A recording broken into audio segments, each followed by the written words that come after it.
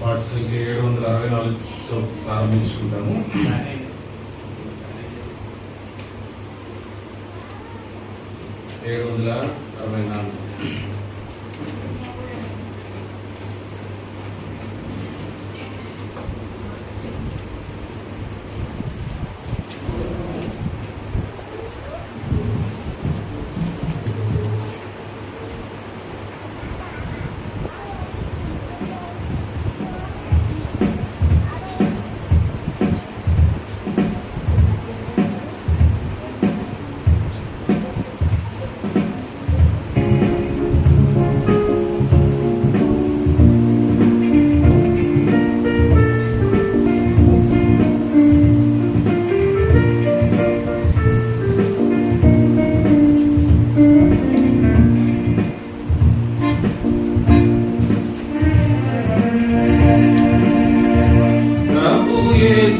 నేను వెంబడింతును, ప్రభు యేసుని నేను వెంబడింతును, తన అడుగు జాడలలో నడిచెదను, తన అడుగు జాడలలో నడిచెదను. లోకమున్ విడచి సిలువను మోసి, లోకమున్ విడచి సిలువను మోసి, దీక్షతో ప్రభుని వెంబడింతును. లోకమున్ విడచి సిలువను మోసి, దీక్షతో ప్రభుని వెంబడింతును. ప్రభు యేసుని నేను వెంబడింతును, తన అడుగు జాడలలో నడిచెదను, తన అడుగు జాడలలో నడిచెదను.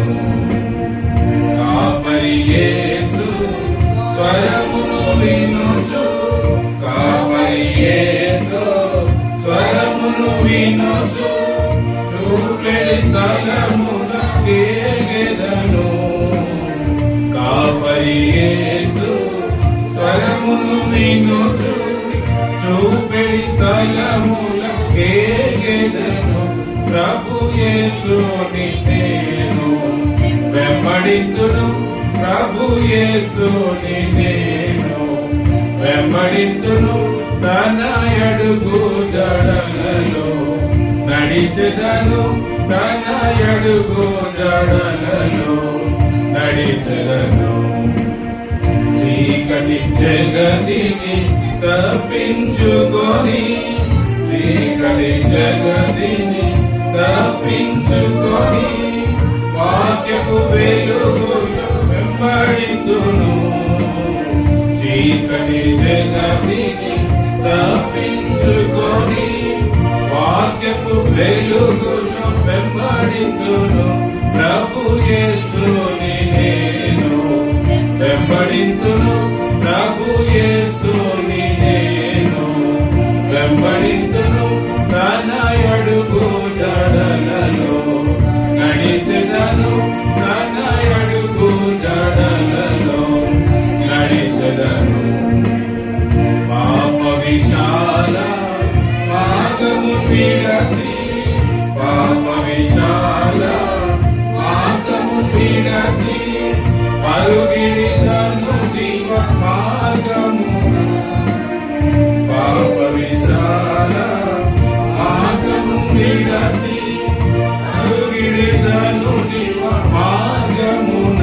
ప్రభు యేసుని నేను వెంబడింతును, ప్రభు యేసుని నేను వెంబడింతును, తన అడుగు జాడలలో నడిచెదను, తన అడుగు జాడలలో నడిచెదను. అంతము వరకు స్థిరముగా నిలచి, అంతము వరకు స్థిరముగా నిలచి, అమూల్య మకుటము పొందెదను. అంతము వరకు స్థిరముగా నిలచి, అమూల్య మకుటము పొందెదను. ప్రభు యేసుని నేను వెంబడి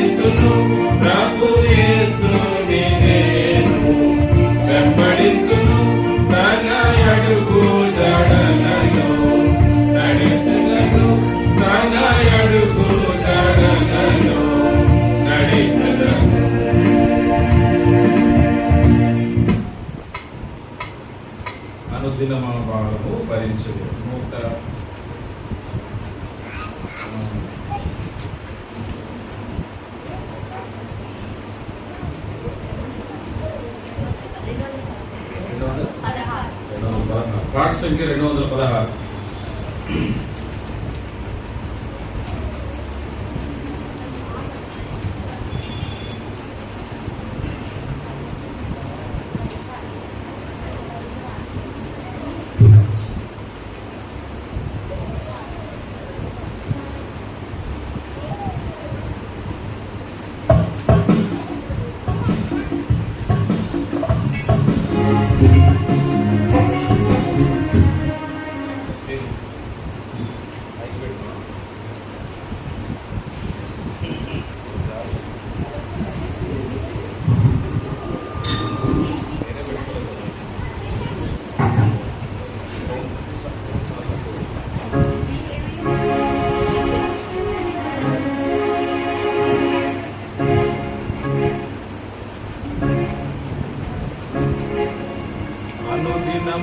భారము భరించలేవా, అంశముని మేళ్లతో నింపుచున్నావు, అంశముని మేళ్లతో నింపుచున్నావు.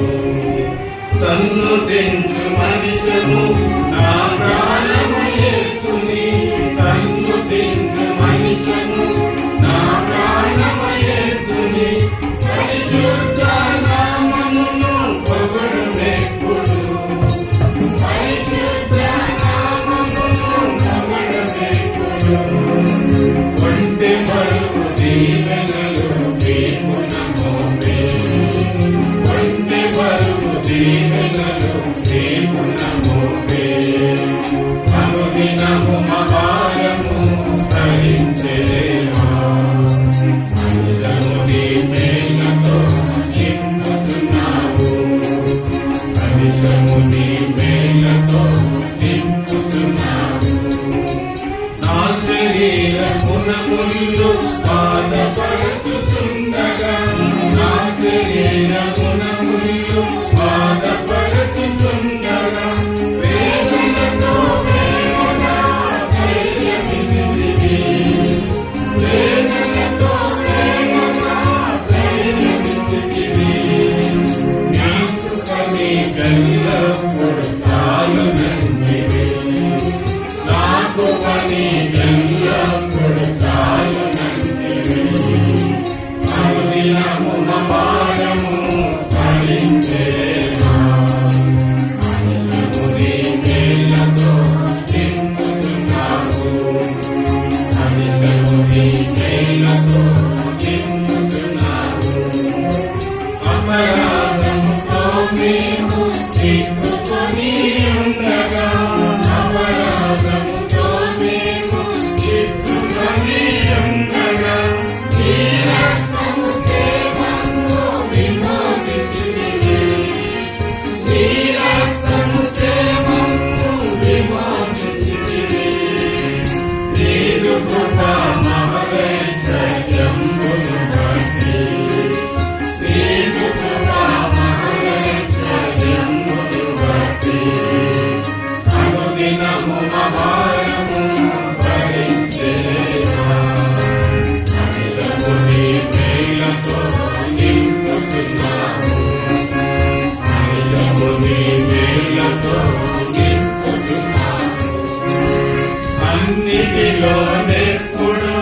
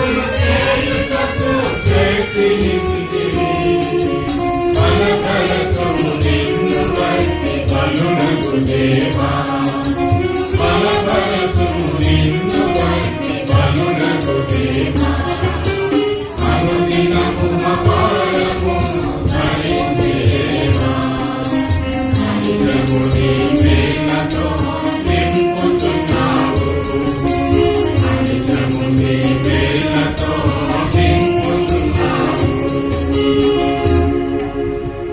పాటల షీట్ నుండి 2 పాటలు పాడుతున్నాను. ఈ పాటల షీట్ ఈరోజు పాడేసి రేపు పొద్దున మిఠాయికి ఇవ్వదు. ఎప్పుడు కూడా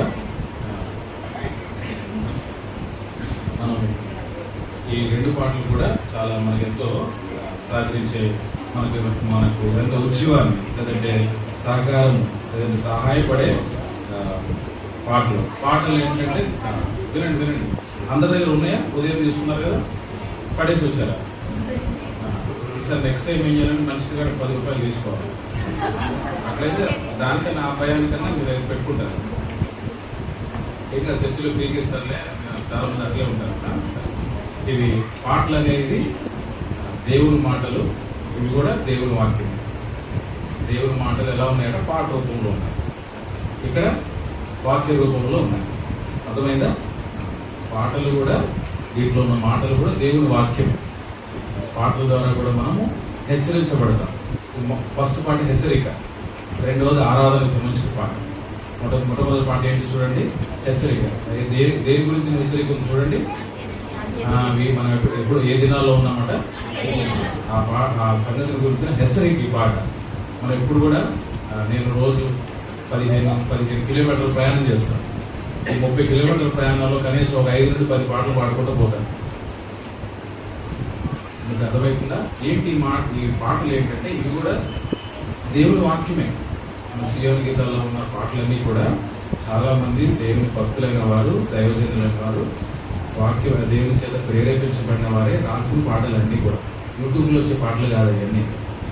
సియోను గీతాల్లో ఉన్న పాటలన్నీ పిచ్చి వచ్చే యూట్యూబ్లో వచ్చే పాటలు కాదు. ఎంతో వాళ్ళు అనుభవంతో రాశారు. అర్థమవుతుందా? ఇందాక అన్న మధ్యాహ్నం పాడించిన కృతజ్ఞతను తలవంచిన పాట కూడా ఒక భక్తుడు అనుభవంతో, నా దగ్గర ఇవ్వడానికి ఏం లేదు ఇక నే ఇవి ఇక అర్పించడం నన్నే, నా దగ్గర ఇవ్వడానికి ఏం లేదయ్యా, మరి ఏం చేయమంటారు, నన్నే నీకు అర్పించేస్తున్నానని చెప్పి ఒక భక్తుడు రాసిన పాట. అర్థమవుతుందా? ఈ పాట మొదటి పాట పాడుతున్నాము. ఇప్పుడు తబలానికి సెలవిస్తున్నా. చాలా బాగుంటారు బాబు. నెక్స్ట్ తర్వాత ప్రాక్టీస్ అయ్యి కొత్త పాటలు కదా నేను దీంట్లో రిధం పెట్టు.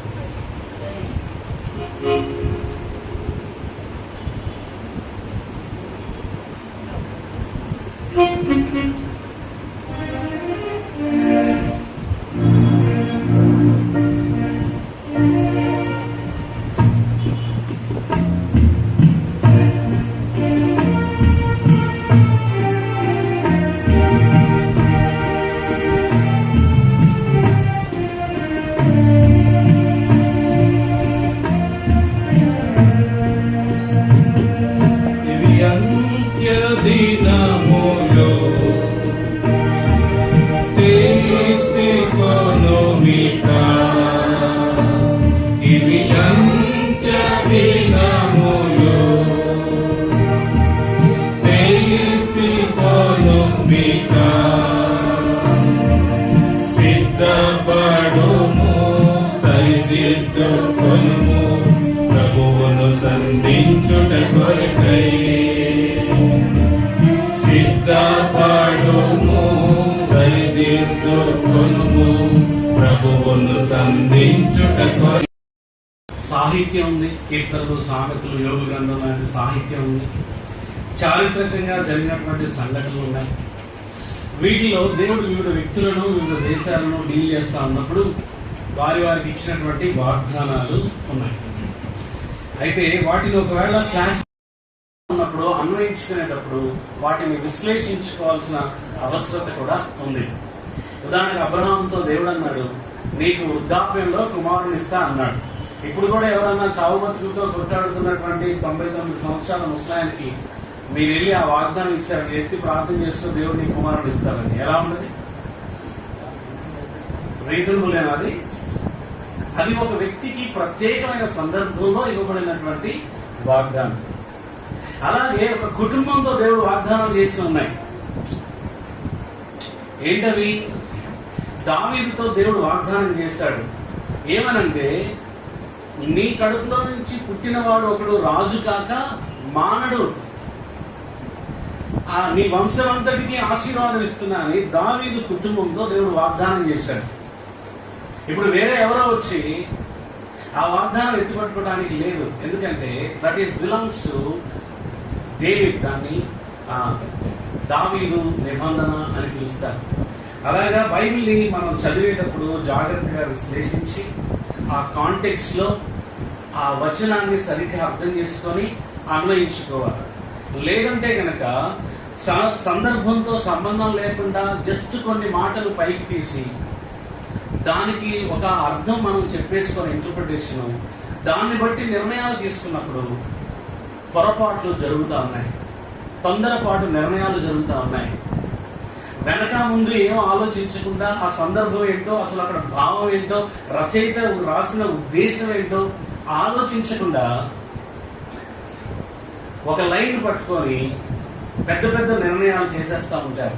ముఖ్యంగా యవనస్తులు పెళ్లిళ్ళప్పుడు 31వ తారీఖు కోసం ఎదురు చూస్తూ ఉంటారు. ఎందుకంటే ఈ సంవత్సరం అయినా అయిందా, ఈ సంవత్సరం అయినా అయిందా అని, ఈ సంబంధం ఒకే అయిందా, ఇది దేవుని చిత్తమేనా అన్నటువంటి తాపత్రయంలో వాగ్దానాలను కొన్నిసార్లు అపార్థం చేసుకునేటువంటి విషయం కూడా ఉంది. ఇది జస్ట్ మన టాపిక్ కాదు, కానీ ఎందుకో నాకు చెప్పాలనిపించింది. ఈసారి మీరు బైబిల్ని చదువుతా ఉన్నప్పుడు వాగ్దానాలు ఏమై ఉన్నాయో దాన్ని సరిగ్గా అర్థం చేసుకోండి, ఎవరికి ఇచ్చినవి. సో క్రైస్తవులకు ఈ నూతన నిబంధన కాలంలో మనకు ఇవ్వబడిన వాగ్దానాలన్నీ కూడా ఎప్పుడైనా ఏ సందర్భంలో అయినా నువ్వు ఎత్తి పట్టుకోవచ్చు. ఏ వాగ్దానానికి ఒక కాల పరిమితి లేదు. అవునా? 1 సంవత్సరమైనా ఏదైనా వాగ్దానం ఇస్తే దేవుడు అబ్రహాముకి ఇచ్చిన వాగ్దానం 25 సంవత్సరాల తర్వాత నెరవేరింది. దేవుడు ఇశ్రాయేలుకి ఇచ్చిన వాగ్దానాన్ని నెరవేర్చడానికి సుమారు 1500 పైచిలుకు సంవత్సరాలు పట్టింది మెస్సేజ్ గురించి. సో దేవుడు తన సమయంలో తన పద్ధతిలో వాగ్దానాలు నెరవేరుస్తాడు. అన్నిసార్లు ఆశీర్వాదమే వాగ్దానం కాదు. ఉదాహరణకు మీకు ఎప్పుడైనా ఈ వాగ్దానం వచ్చిందా, లోకంలో మీకు శ్రమ కలుగును? రాదు. వచ్చినా మీరు తీసి కూడా తీసుకుంటారు. లేదా తిమోతికి రాస్తూ పౌలు అన్నట్టు ఈ లోకంలో సద్భక్తితో బ్రతకను ఉద్దేశించిన వారందరికీ శ్రమ కలుగును. వచ్చిందా? వచ్చినా మనం తీసుకోం. వాగ్దానం అన్నిసార్లు మనకి కలిసి రావడమే ఉండదు. దేవుడి చిత్తం అన్నిసార్లు మనకు అనుకూలంగానే ఉండదు. అలాగా బైబిల్ని విశ్లేషించేటప్పుడు పొరపాట్లు జరగకుండా చూసుకోండి. అందుకే జాగ్రత్తగా బైబిల్ చదవటం అవసరం అన్నమాట.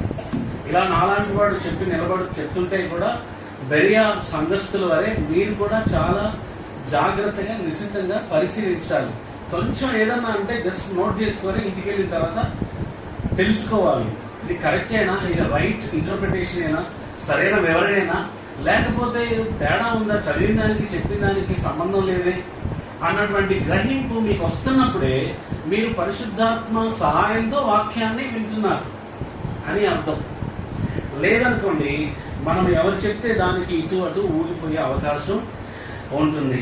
చివరిగా ఒక మాట, దేవుడు వాగ్దానాలు ఎందుకు ఇచ్చాడంటే అన్నిసార్లు నీకు కలిసి రావడం కోసం కాదు.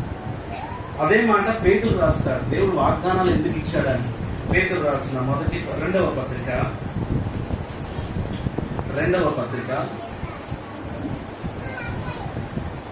1వ అధ్యాయము 4వ వచనం.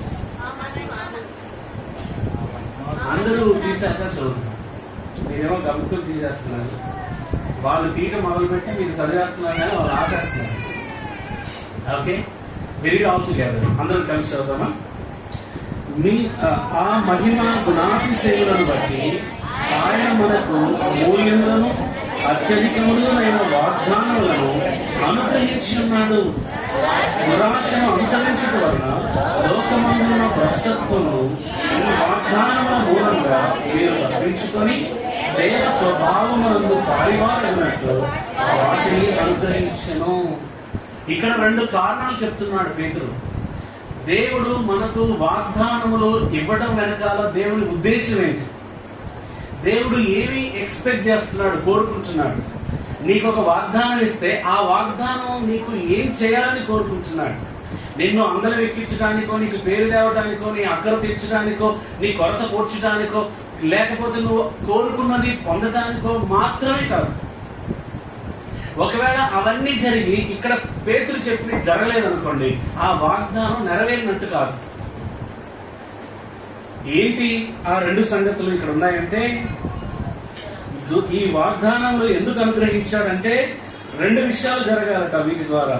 ఒకటి, ఈ వాగ్దానముల మూలముగా మీరు లోకమందున్న దురాశను అనుసరించుట వలన లోకమందున్న భ్రష్టత్వమును ఈ వాగ్దానముల మూలముగా మీరు తప్పించుకోవాలి.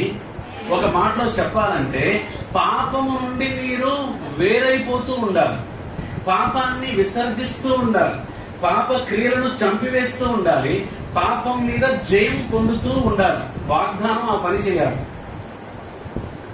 రెండవది ఏం చేయాలట? దేవ స్వభావమునందు పాలివారగినట్లు వాటిని అనుగ్రహించాను.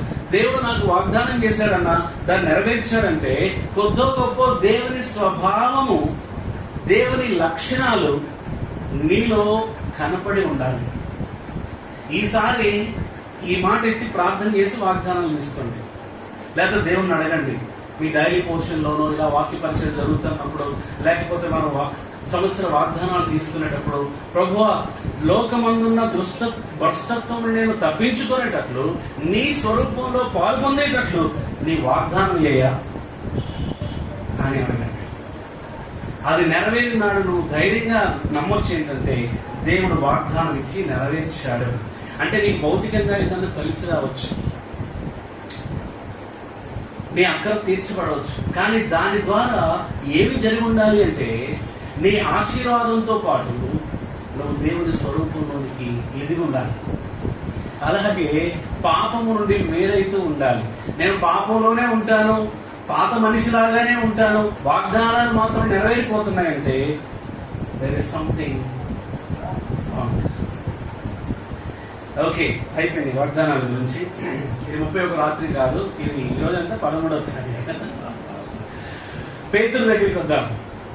నేను 3 సెషన్స్ లో కొన్ని విషయాలు మీ ముందు ఉంచాను, ఒకసారి వాటిని గుర్తు చేస్తాను. ఈరోజు మీరు విన్నవి 24 గంటల లోపల ఒకసారి మళ్ళా తెరిచి చూడలేదనుకోండి, ఎవరితో మాట్లాడలేదనుకోండి, జ్ఞాపకం తెచ్చుకోలేదనుకోండి, విన్న దానిలో సుమారుగా 80% మర్చిపోతారని స్టాటిస్టిక్స్ చెప్తున్నాను, రీసెర్చ్ చెప్తున్నాను. విన్నదాన్ని తిరిగి మరొకసారి మననం చేసుకోకపోతే 80% మర్చిపోయే అవకాశం ఉంది. యేసు ప్రభు కూడా అదే చెప్పాడు. రోడ్డు పక్కన పడిన విత్తనాలు ఏం చేయబడ్డాయి? పక్షులు వచ్చి ఎత్తుకొని పోయాయి కదా. అంటే అది సాతాను వచ్చి ఎత్తుకొని వెళ్ళాడు. ఎందుకని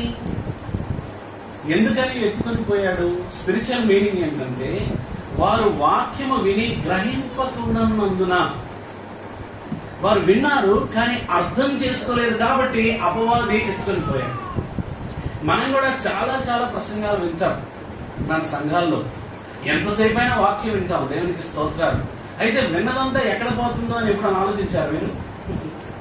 ఎంత వింటున్నా ఏంటి ప్రతిఫలం అని ఎప్పుడైనా ఆలోచించారా? విన్నదాన్ని మనసు పెట్టి ఆలోచన చేయకపోతే ఎక్కువ శాతం మర్చిపోతాం, అపవాది దొంగిలించేస్తా ఉంటాం. అందుకే అయిపోయిన తర్వాత ఇలాంటి మీటింగ్ జరిగినప్పుడు నోట్స్ రాసుకోవడం మంచిది, చాలా మంది చేస్తున్నారు. అలా నోట్స్ తిరిగేస్తా ఉంటే, ఓహో ఇది ఎప్పుడు అన్నకు చెప్పాడు కదా, ఆ టైం చెప్పాడు, కరెక్ట్ ఈ పాయింట్ అని మీరు రీకాల్ చేసినప్పుడు మీకు గుర్తుంటుంది. రైట్. మొట్టమొదటిగా నేను యేసు ప్రభు పేతురుతో జరిగిన మొట్టమొదటి ముఖ పరిచయం చెప్పాను. ఆ సమయంలో ఆయన నువ్వు కేఫా అనబడదు అని తన భవిష్యత్తు గురించి ముందుగానే ప్రకటిస్తూ వచ్చాడు ప్రభు. మనం ఏమి కాబోతున్నామో అది ఇప్పుడు ప్రభు చూస్తాడు, ఆ దిశగా మనల్ని చెక్కుతాడు. రెండవది, శిష్యునిగా పిలుపు చూశాను. ఆ సముద్రంలో లోతుగా వెళ్లి పగలిపూట నెట్స్ వేయమని చెప్పినప్పుడు, వల వేయమని చెప్పినప్పుడు, విస్తారమైన చేపలు పడ్డప్పుడు ఆ అద్భుతాన్ని, ఆ అద్భుత కరుణ్ణి చూసినటువంటి పేతురు ప్రభు మొకాల ఎదుట సాగిలపడి, అయ్యా నేను పాపిని, నన్ను క్షమించు, నా దగ్గర నుంచి నువ్వు వెళ్ళిపో, నేను అర్హుడిని కాదు, నేను అపవిత్రుణ్ణి అని ఎప్పుడైతే ఒప్పుకోలు చేశాడో ప్రభు అప్పుడు చెప్పాడు ఏంటంటే, నేను చదవలేదు పొద్దునని, నన్ను వెంబడించండి, నేను మిమ్మల్ని మనుషులను పట్టు జాలర్లుగా చేస్తాను అని చెప్పాడు. ఆ తర్వాత సందర్భము నీటి మీద నడిచిన ఉదంతాన్ని మేము ముందుంచాము. పేతురు నీటి మీద విశ్వాసముతో నడిచినటువంటి నడక. అలాగే 3 సార్లు ప్రభు ఎవరో తెలియదని బొంకినటువంటి సందర్భంలో నుండి పేతురుని ప్రభు ఎలాగ సమకూర్చాడో, తన చూపులోని కనికరం చేత ఎలాగ తిరిగి కట్టాడో, పశ్చాత్తాపకుండా తీసుకెళ్లాడో కూడా చెప్పాను. ప్రభు గురించి ఇద్దరు చేసిన తప్పుకి రిగ్రెట్ అయ్యారు. ఒకడు పేతురు, రెండోది యూదా ఇస్కరియోతు. కానీ పేతురు ప్రభువును అంటిపెట్టుకుని ఉన్నాడు. యూదా ఇస్కరియోతు రిగ్రెట్ అయ్యాడు తప్పు చేశారని, కానీ ప్రభు దగ్గరికి రాలేదు, ఆత్మహత్య చేసుకుని చచ్చిపోయాడు. మనం నిలబడ్డా కూలిపోయినా మన దిక్కు ప్రభువే. ఆయనే చూడాలి, ఆయన దగ్గరికే రావాలి, ఆయన సిలువే మనకి దిక్కు, మరొక మార్గం లేదు. కాబట్టి ఎంత దూరం వెళ్ళినా సిలువ పరిధి దాటి వెళ్ళలేవు నువ్వు విశ్వాసిని. ప్రభువు నిన్ను వెంటాడుతూనే ఉంటాడు, నిన్ను ప్రేమిస్తూనే ఉంటాడు, నువ్వు తిరిగి రావాలనే కోరుతాడు. నువ్వు ఆయన వైపు తిరిగిన నాడు ఆయన నీ వైపు పరిగెత్తుకుంటూ వస్తాడు. అది మన ప్రభు యొక్క ప్రేమ. ఆ తర్వాత భోజనం తర్వాత 21వ అధ్యాయం యోహాను సువార్తలో యేసు ప్రభు పేతురుకి ఇచ్చినటువంటి కమిషన్ గురించి, పిలుపు, పరిచర్య గురించి చూసుకున్నాము. అలాగే బలహీనుడైన పేతురుని ఆత్మచేత బలపరచబడటం కూడా మనం చూస్తూ వచ్చాము. ఈ చివరి సెషన్ లో కాసేపు మిగిలినటువంటి ఒక 3 సన్నివేశాలు మీ ముందు ఉంచడానికి నేను ఇష్టపడుతున్నాను. అదేంటంటే, యేసు క్రీస్తు ప్రభు ఒక రోజు పేతురు, యాకోబు, యోహాను తీసుకొని ఎత్తైన కొండ మీదకి వెళ్తాడు. మత్తయి సువార్త 17వ అధ్యాయం. మత్తయి సువార్త 17వ అధ్యాయం.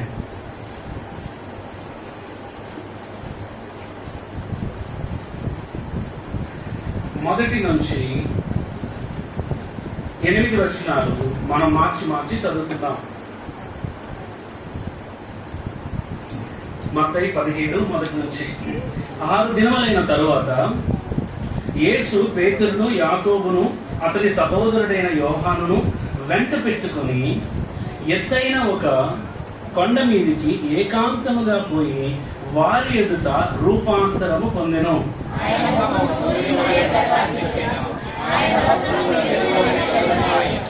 ఇదిగో మోషేయు, ఏలియాయు వారికి కనబడి ఆయనతో మాట్లాడుచుండిరి.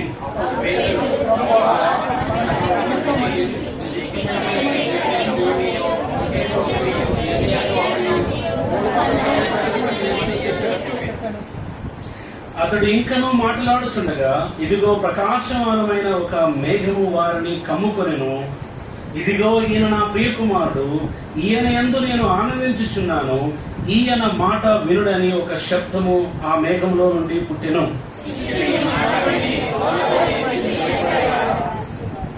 యేసు వారి యొద్దకు వచ్చి వారిని ముట్టి, లెండి, భయపడుకుడని చెప్పెను. వారు కన్నెత్తి చూడగా యేసు తప్ప ఎవరు వారికి కనబడలేదు. ఇక్కడ యేసు ప్రభు 12 మంది శిష్యుల్ని వెంట పెట్టుకొని వెళ్ళలేదు. వారిలో 3 ఏర్పరచుకొని ఆ 3 తీసుకొని ఎత్తైన ఒక కొండ మీదకి వచ్చాడు. ఆ 3లో ఒకడు పేతురు. మిగతా 2 ఎవరు? యాకోబు, యోహాను, జబదేయి కుమారుడు. సో ఈ 3 యేసు ప్రభు యొక్క అంతరంగిక బృందం, ఇన్నర్ సర్కిల్ అన్నమాట. ఒక 3 సందర్భాల్లో ఈ 3నే ప్రభు వెంట పెట్టుకుని పోవడం మనం చూస్తాం. అని మనకి కాసేపట్లో చూపిస్తాను. ఒకటి, ఈ ఎత్తైనటువంటి కొండ, ఇది రూపాంతర అనుభవం, మౌంట్ ఆఫ్ ట్రాన్స్ఫిగరేషన్ అని మనం పిలుస్తాం. ప్రభు ఈ ఎత్తైన కొండ మీదకి వాళ్ళని తీసుకుని వెళ్ళాడు. ఎత్తైన కొండ ఎక్కడం సరదా కాదు, కష్టంతో కూడిన పని. అటువంటి ఒక పని పెట్టాడు ప్రభు. అక్కడికి వెళ్ళి ప్రార్థించడం మొదలు పెట్టాడు. ప్రార్థన చేయడానికి వెళ్దాం రండి అని వీళ్ళు తీసుకొని వెళ్ళి ప్రార్థించుచుండగా, మనం మాటలో చదివితే ఆ మాట ఉంటుంది, ఆయన ప్రార్థించుచుండగా ఆయన ముఖము ప్రకాశించడం, ఆయన వస్త్రాలు వెలుగు కావటం మనం చూస్తాం. ఇదంతా చూసినటువంటి ఈ 3 బృందం నిశ్చేష్టులైపోయారు. అలాగే మోషే, ఏలియా 2 యేసు ప్రభుతో ముచ్చటించడం పేతురు చూసి ఒకలాంటి తెలియని తనంలో అప్పుడున్న సిచ్యువేషన్ అది ఒక గంభీరమైన సమయం. అంత మునుపు ఎప్పుడూ అలా జరగలేదు. యేసుని వారు ఎప్పుడు అలా చూడలేదు. ఆయన మహిమతో ప్రత్యక్షపరుచుకున్నప్పుడు ఆ మహిమలో తెలిసి తెలియని తనంలో ఒక మాట అంటున్నాడు. ఏమంటున్నాడు? పేతురు, ప్రభువా మనం ఇక్కడ ఉండటం మంచిది. నీకు ఇష్టమైతే నీకొకటి, మోషేకొకటి, ఏలియాకొకటి 3 పర్ణశాలలు కట్టుదామని యేసుతో చెప్పాను. ఒక మంచి సలహా ఇచ్చాడు. అలా ఇంకా మాటలు అయిపోలేదు. అలా మాట్లాడుతుండగానే ఉన్నటువంటి ఒక మేఘం వారిని కమ్ముకుంది.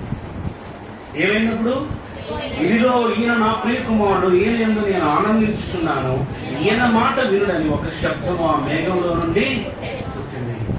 శిష్యులు ఆ మాట విని బోర్ల పడి మిక్కిలి భయపడగా, అంటే వచ్చినటువంటి ఆ మాట అంత గంభీరంగా ఉంది. మేఘం దేవుడు తండ్రి మాట్లాడుతూ ఉన్నాడు, ఈయన నా ప్రియ కుమారుడు, ఈయన మాట వినండి. కానీ అక్కడ పేతురు మాట్లాడేస్తున్నాడు. ఇంకొక పొరపాటు చేస్తున్నాడు పేతురు.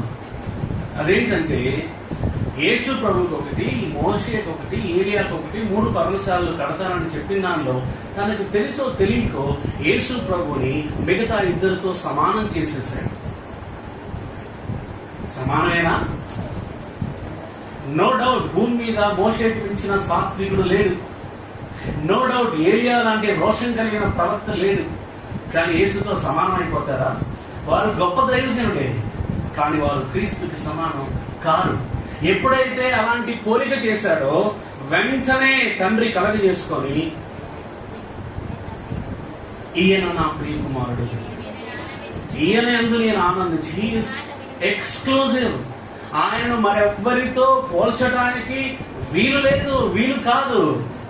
ఆయన అసమానుడు, ఎవరితో సమానం చేయలేము.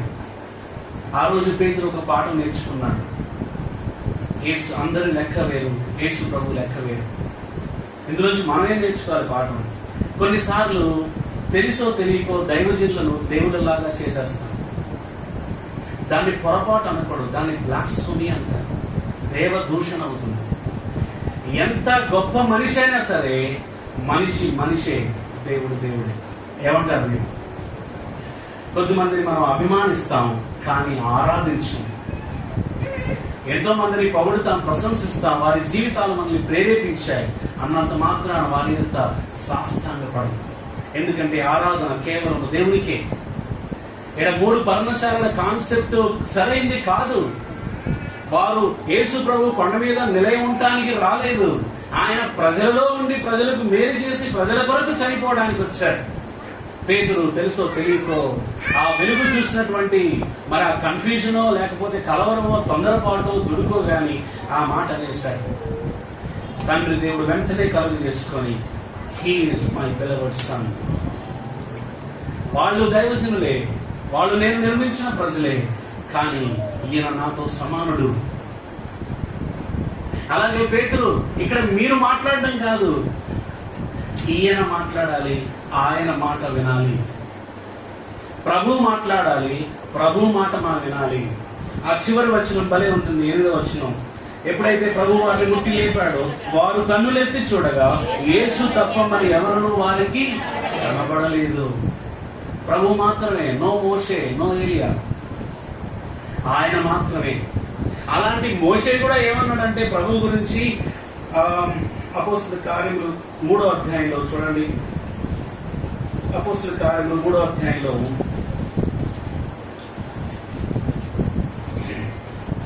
ఇక్కడ మోషే ఏం చెప్పాడని పేతురు మాట్లాడుతూ ఉంటాడు. 22వ వచనం నుంచి 3వ అధ్యాయం 22వ వచనం. మోషే ఇట్లనెను,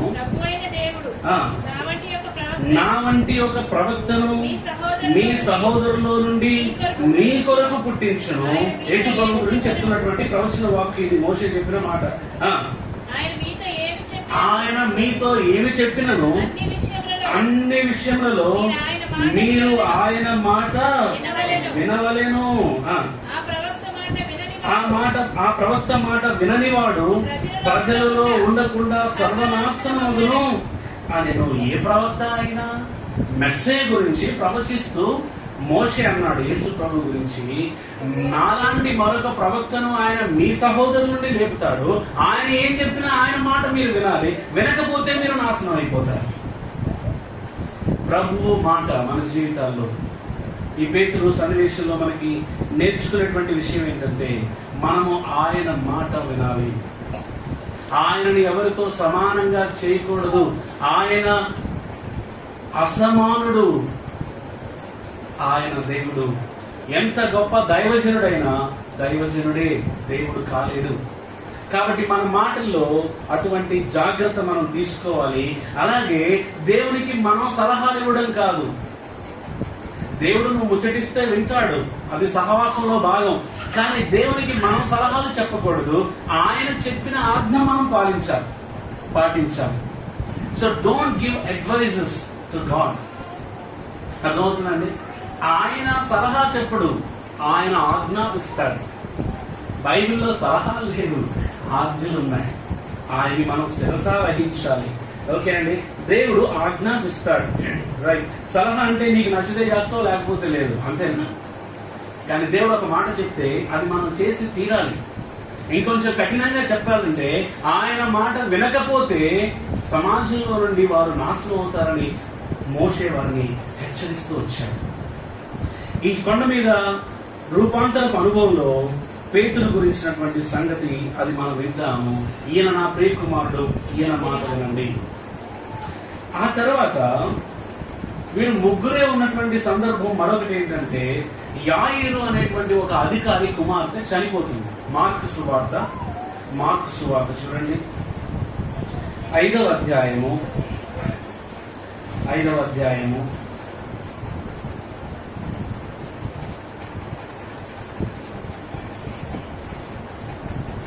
36వ వచనం లేదా 35. ఆయన ఇంకనూ మాట్లాడుచుండగా, నేను చదువుతున్నాను, సమాజ మందిరపు అధికారి అంటే యాయిరు ఇంట నుండి కొందరు వచ్చి, నీ కుమార్తె చనిపోయినది, నీవిక బోధకుని ఎందుకు శ్రమ పెట్టుదువు అన్నారు. ఆ మాట విన్నటువంటి యేసు ప్రభు ఏమన్నాడంటే, యేసు వారు చెప్పిన మాట లక్ష్య పెట్టక అతనితో అన్నాడు, భయపడొద్దు, నమ్మిక మాత్రం ఉంచు. నువ్వు ఆల్రెడీ నన్ను నమ్మావు కదా, నమ్మకం ఉంచు, నువ్వు భయపడొద్దు. వాళ్ళు ఆల్రెడీ చనిపోయింది కాబట్టి ఏం చేస్తావులే అన్న నిరుత్సాహంలో నుంచి అవిశ్వాసం రానివద్దు అని చెప్పి సమాజ మందిరపు అధికారులతో చెప్పి, పేతురు, యాకోబు సహోదరుడైన యోహాను అను వారిని తప్ప మరి ఎవరినైనా తన వెంబడి రానియక అధికారి ఆ ఇంట్లోనికి వెళ్లి ఆ అమ్మాయిని స్వస్థపరుస్తాడు. ఇక్కడ కూడా వీళ్ళు ముగ్గురిని తీసుకొని వెళ్ళాడు. యేసు ప్రభుని మనం ఆయన పరిచర్యను మనం అలా సర్వే చేస్తాం అనుకోండి, కొన్ని గుంపులు కనబడతారు మనకి. నెంబర్ 1, యేసు ప్రభు బహిరంగంగా ఆశ్చర్య అద్భుత కార్యాలు చేస్తూ, స్వస్థతలు చేస్తూ, బోధిస్తూ ఉండగా బహుజన సమూహాలు ఆయన వెంబడించారు. ఏమండి? చాలా మంది గుంపులు ఆయన్ని వెంబడించారు. Thousands of people. ఒకసారి అలాగా అందరికీ భోజనం పెట్టాలంటే 5 రొట్టెలు 2 చిన్న చేపలు ఎంతమందికి పెట్టాడు ప్రభు? 5,000 మంది పురుషులు, అంటే స్త్రీలు, పిల్లలు ఇంకో సగం వేసుకోండి, అంటే 10,000 మంది. అని అంత పెద్ద మాబ్ ఉంటారు. ఇది ఒక గుంపు. ఈ మాబ్లో నుంచి కొద్ది మంది ఆయనకు దగ్గరైన వారు, ఆయన బాగా నమ్మిన వారు, ఆయనకు అప్పగించుకున్నటువంటి శిష్యులు ఉన్నారు. ఒకనొక సందర్భంలో 70 మంది శిష్యులు అనే నెంబర్ కూడా ప్రస్తావించబడింది.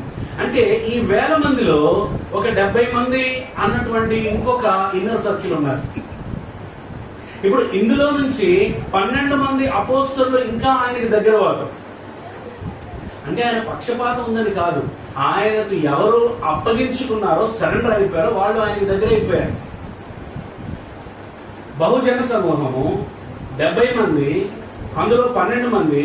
12 మందిలోని మరి ముగ్గురు. ఎవరా ముగ్గురు? పేతురు, యాకోబు, యోహాను. ఈ ముగ్గురులో నుంచి మళ్ళీ ఒక వ్యక్తి ఫిల్టర్ అయ్యాడు. ఎవరంటే యోహాను. చిట్ట చివరి సిలువ దగ్గర కూడా యోహాను కనబడ్డాడు. అయితే ఈ ముగ్గురు ఇక్కడ రూపాంతరపు కొండ మీద కనబడ్డారు. యాయిరు కుమార్తెను మరణం నుంచి లేపినప్పుడు కనబడ్డారు. అంటే ఇంకా ఇంటెన్సివ్ ట్రైనింగ్ ఇస్తున్నాడు ప్రభు వారు. భవిష్యత్ పరిచయ కొరకాయ, ప్రభుని మరి ఎక్కువగా నమ్మడం కొరకాయ ఆయన ఇటువంటి విషయాలను వారికి బయలుపరుచుకున్నాడు. మరొక సందర్భం ఉంది, మీరు ముగ్గురునే తీసుకెళ్ళినటువంటి సందర్భం మత్తయి సువార్త 26వ అధ్యాయం. ఈ రోజంతా నేను ఎక్కువ భాగము సువార్తల్లోనే మీకు వచనాలు చూపించడం జరిగింది, ఎందుకంటే పేతురు గురించి ధ్యానిస్తున్నాం కాబట్టి. 26వ అధ్యాయము 36వ వచనం నుండి అంతటా యేసు ఆ. వారితో కూడా గెత్సేమనే అనబడిన చోటికి వచ్చి నేను అక్కడికి వెళ్లి ప్రార్థన చేసి వచ్చే వరకు నేను అక్కడికి వెళ్లి ప్రార్థన చేసి వచ్చే వరకు మీరు ఇక్కడ కూర్చుండని శిష్యులతో చెప్పి పేతురును జబదయి ఇద్దరు కుమారులను, ఎవరు ఇద్దరు కుమారులు? జబదయి ఇద్దరు కుమారులు యాకోబు యోహానులు. వాళ్ళిద్దరిని వెంటబెట్టుకొని పోయి దుఃఖపడుటకును చింతాక్రాంతులకును మొదలు పెట్టెను. అప్పుడు యేసు ఈ మాట అంటున్నాడు. ఎవరితో అంటున్నాడు ఈ మాట? యేసు పలికినటువంటి ఈ గంభీరమైన మాట. ఆయన విపరీతమైన మానసిక సంక్షోభం గుండా వెళ్తున్నాడు, మెంటల్ యాగనీ గుండా వెళ్తున్నాడు.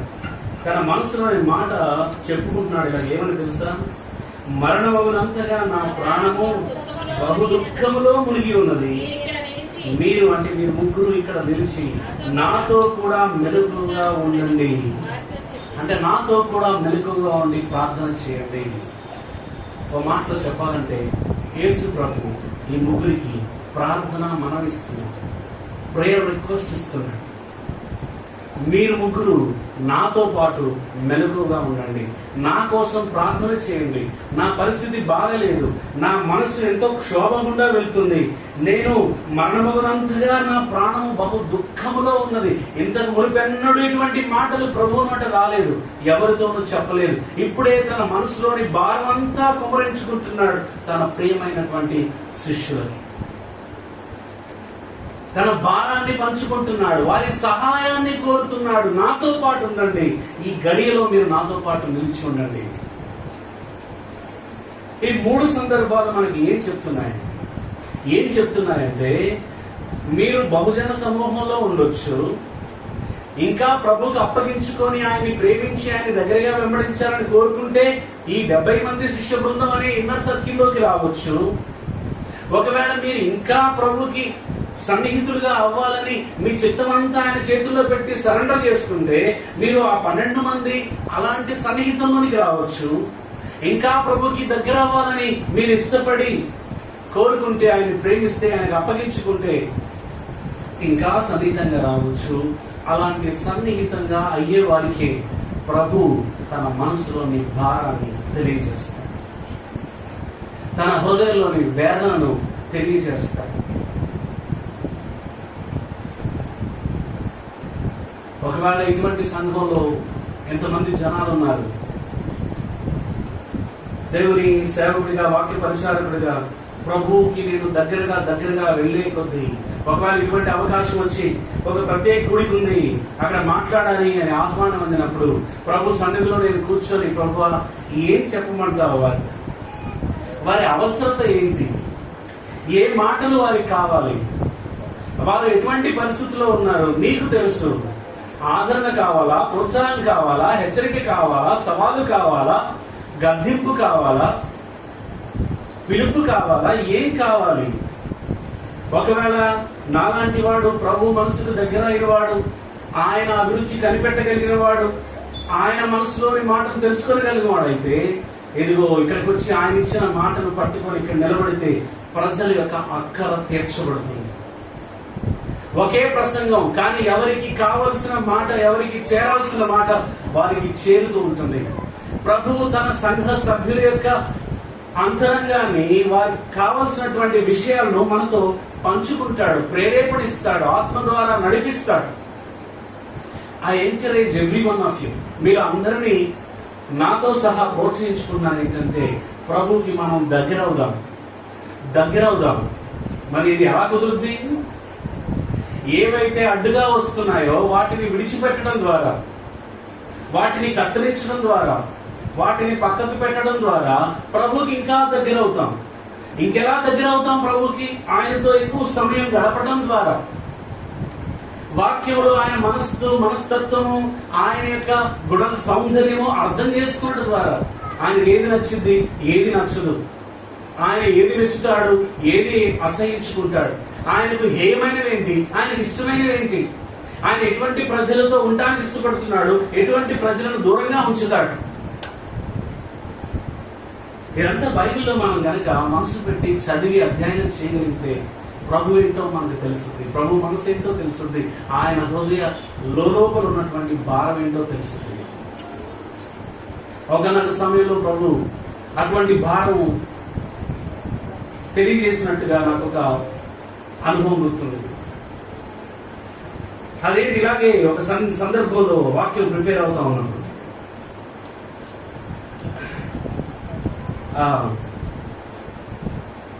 దేవుని మనసులో ఇప్పటికీ ఈ భారం ఉంటుంది. అది మీకు కూడా తెలుసు. ఏంటో తెలుసా? ఈ బాధ ఉంటుంది. నా పిల్లలకి నేను ఎంతో చెప్తున్నాను, వారు ఎంతో వింటున్నారు, కానీ వాళ్ళు నా మాట వినట్లేదు. ఇక్కడ ఉన్న చాలా తల్లిదండ్రుల ఘోష కూడా అది.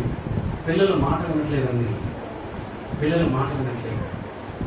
మీరు కనుక ప్రభు యొక్క హృదయం తట్టి తలుపు తీసి లోపల ఉన్న బాధ ఏంటో చూస్తే, బాధల్లో ఒకటేంటో తెలుసా?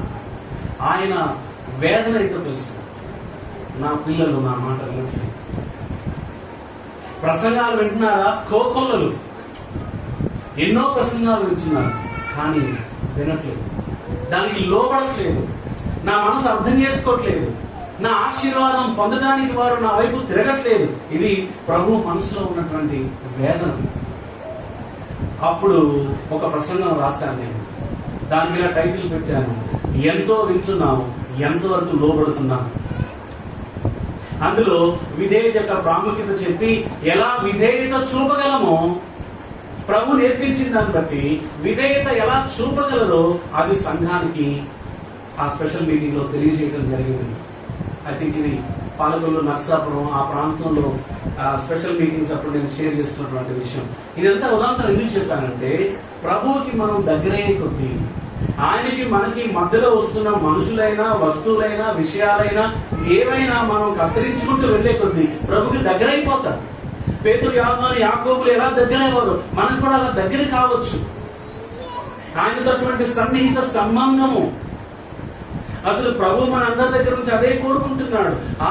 ఏదైనా వనంలో పాపం వల్ల ఆదాము ఏది పోగొట్టుకున్నారో అన్యోన్య సహవాసము తిరిగి అది యేసుక్రీస్తు ప్రభువులో మనకి దేవుడు పునరుద్ధరించాడు.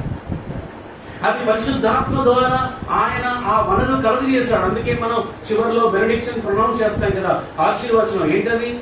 తండ్రి అయిన దేవుని ప్రేమయు, ప్రభు అయిన యేసుక్రీస్తు కృపయు, పరిశుద్ధాత్మ యొక్క ఏంటి అన్యోన్య సహవాసం అంటే? Intimate fellowship, close relationship. పరిశుద్ధాత్మ దేవుడు మనతో నివాసం చేస్తా ఉన్నప్పుడు దేవునికి మనం అంత దగ్గరైపోవాలి అన్నది దేవుని చిత్తం. ఈ 3 సన్నివేశాలు మనకు నేర్పిస్తున్న పాఠాల్లో అది ఒకటి. ప్రభుకి దగ్గర అవుదాం. ఆయన దగ్గర కాకుండా దూరం చేసే విషయాలేంటో మీకు తెలుసు. ఏంటి? ఏమైనా చెప్తారా? 1-2. ప్రభువుకి మీరు దగ్గర కాకుండా మిమ్మల్ని ఆటంకపరుస్తున్న విషయాలేంటి చెప్తారా? క్లూ ఇమ్మంటారా? కనబడిందా? ఇది నెంబర్ 1 ఎనిమి. అసలు ఈ ఎనిమి వింతైన ఎనిమి. దీన్ని కొడుతుంది మనమే, దీనికి డబ్బులు ఖర్చు పెట్టింది మనమే, నెలవారీ రీఛార్జ్ చేస్తుంది మనమే. కానీ ఇది మనకి ఎలాంటి వెన్నుపోటు పొడుస్తుందంటే, మన దేవుడి నుంచి మనం దూరం చేస్తుంది, మనకి ఆయనకి ఎడబాటు చేస్తుంది, ఆయనకి ఇష్టం లేని పనులన్నీ ఇది మన చేత చేయిస్తుంది. మరి దీన్ని ఏం చేద్దాం? తీసి పారేద్దామా? పొద్దులు లెగిస్తే అన్ని పనులు దీంతోనే మనకి. ఇది మనతోనే ఉండాలి, కానీ మనకి ప్రభుకి అడ్డు రాకూడదు. అది సవాలు, అది పోరాటం. ప్రభు అన్నాడు, నీ కన్ను నిన్ను అభ్యంతరపరిచిన ఎడలా నీ కన్ను పెరిగివేసేయి, నీ చెయ్యి నిన్ను అభ్యంతరపరిస్తే చెయ్యి నరికేసేయి, నీ పాదం నిన్ను అభ్యంతరపరిస్తే పాదం నరికేసేయి. అంటే పాపానికి ఒకవేళ నువ్వు ప్రేరేపిస్తుంటే తీసి పడేసేయి. అంత కఠినంగా హెచ్చరించబడ్డాము. కానీ చాలా చిన్న విషయాలు మనల్ని ప్రభు నుంచి దూరం చేస్తుంటే చాలా లైట్ గా తీసుకుంటున్నాం. ప్రియ సోదరి సోదర, ఒకవేళ ఏదైనా మనిషి నీకు ప్రభు కట్టొస్తే మెల్లిగా పక్కకు జరిపి, వస్తువులు వస్తే పక్కకు పెట్టి, విషయాలు వస్తే, రాజకీయాలు వచ్చాయా పక్కకు పెట్టు, ఆటలు వచ్చాయా పక్కకు పెట్టు, ఇంకా ఏమైనా షోలు వచ్చాయా పక్కకు పెట్టు, చర్చి రాజకీయాలు వచ్చాయా తీసి పడేసేయి. నీకు నీ ప్రభువుకి మధ్యలో అనవసరమైన చెత్త ఏది రావడానికి వీలు. అదొక బలమైన తీర్మానం చేసుకున్నాం మనం ఈ ప్రత్యేకమైన కూడిక రోజున. తర్వాత మరొక సందర్భం, ఈ ముగ్గురు ప్రత్యేకమైన సందర్భం అయిపోయిన తర్వాత మరొక సందర్భం ఏంటంటే, ఇప్పుడు పేతురు అపోస్తులకు నాయకుడయ్యాడు, సంఘ స్థాపన జరిగింది, యూదులకు అపోస్తులుగా నియమించబడి పరిచర్య చేస్తున్నాడు. సంఘంలో అన్ని బాధ్యతలు, అపోస్తుల కార్యంలో మొదటి 11 అధ్యాయాలు మెయిన్ క్యారెక్టర్, మెయిన్ లీడ్ ఎవరంటే పేతురే. ఆ తర్వాత పౌలు ఎంటర్ అవుతాడు. ఒకనొక సందర్భంలో పౌలు అన్యజనులకు కూడా సువార్త కృప ద్వారా, విశ్వాసం ద్వారా యూదులు అన్యజనులు సమానం, ఈ సువార్త సత్యము ప్రకటిస్తూ సంఘ స్థాపన జరుగుతా ఉన్నప్పుడు ఒక సందర్భంలో ఏం జరిగిందంటే, పేతురు పౌలున్న చోటికి వెళ్ళాడు. గలతీయులకు రాసిన పత్రిక 2వ అధ్యాయం, గలతీయులకు రాసిన పత్రిక 2వ అధ్యాయం. ఇది అంత్యోకియ అనేటువంటి ప్రాంతంలో జరిగిన సన్నివేశం. 2వ అధ్యాయం 11వ వచనం నుండి 14వ వచనం వరకు మార్చి చదువుకుందాం. అయితే కేఫా అంత్యోకియకు వచ్చినప్పుడు అతడు అపరాధిగా తీర్చబడెను. కేఫా అంటే ఎవరు? పేతురు. పేతురుకి ముందున్న పేరేంటి? సీమోను. రైట్. అపరాధిగా తీర్చబడిన కనుక నేను ముఖాముఖిగా అతనిని ఎదిరించి తిని, ఏలయనగా యాకోబు వద్ద నుండి, అంటే యెరూషలేము దగ్గర నుండి కొందరు రాకమునకు, అంటే యూదులు రాకమునకు అతడు అన్యజనులతో భోజనము చేయించు ఉన్నాడు. కలిసిపోయాడు. యూదుడే కానీ అన్యజనులతో కలిసి సాంగత్యం చేస్తున్నాడు. ఎందుకంటే అది స్వార్థ యొక్క గొప్పతనం. ఇందులో యూదుడని గ్రీసు దేశస్థుడని లేదు, దాసుడు స్వతంత్రుడని లేదు, పురుషుడు స్త్రీ అని లేదు, మీరందరూ క్రీస్తునందు ఏకముగా ఉన్నారు. ఇదే గలతీ పత్రికలో రాస్తాడు, దీని ఎక్స్టెన్షన్ లోని. ఈ సత్యము కొర్నేలి ఇంటికి వెళ్ళినప్పుడు పేతురుకి అర్థమైపోయింది. కొర్నేలి అన్యుడు, యూదుడు కాదు. కానీ ప్రభు అన్నాడు వాళ్ళ ఇంటికి వెళ్ళి అన్నాడు, వెళ్ళి అక్కడ సువార్త చెప్పమన్నాడు. ప్రభు నేను ఎప్పుడు అటువంటి వాళ్ళతో సహవాసం చేయొద్దంటే, నువ్వు వెళ్ళు, ఏ మనిషి నిషేధింపదగిన వాడు అని చెప్పొద్దు అని కథకులు చూపిస్తాను. అది అక్కడికి పంపించి సహవాసం చేయడం ద్వారా యూదులకు అన్యజనులకు మధ్య ఉన్నటువంటి గోడను ప్రభు శిలువపై కూల్చేశాడన్న సత్యం అర్థం చేసుకున్నాడు. ఇప్పుడు అందరితో కలిసిపోయి బాగానే ఉంటున్నాడు. అంత్యోకియ అనేటువంటి పట్టణంలో ఎక్కువ మంది అన్యజనులు ఉంటారు, కొద్దిమంది యూదులు ఉంటారు. ఇప్పుడు పేతురు అక్కడికి వచ్చినప్పుడు పౌలు అదే సంఘంలో ఉన్నాడు. అప్పుడు లవ్ ఫీస్ట్ జరుగుతుంది, ప్రేమ విందులో పేతురు మిగతా అన్యజనులతో కలిసి భోజనం చేస్తా ఉన్నాడు. అదే టైంలో యెరూషలేము నుండి పంపబడ్డారు కొద్దిమంది యూదు విశ్వాసులు. వాళ్ళు సున్నతి పొందిన వారు వచ్చినప్పుడు వారిని చూడగానే పేతురు మెల్లిగా లేచి నిలబడి ఈ అన్యజనుల వైపు పక్క నుంచి ఇటు పక్కకు వచ్చేసాడు. ఇదంతా పౌలు చూశాడు. ఇప్పుడు చదవండి, అర్థమవుతుంది. 13వ వచనం కాదు, పై నుంచి చదవాలి.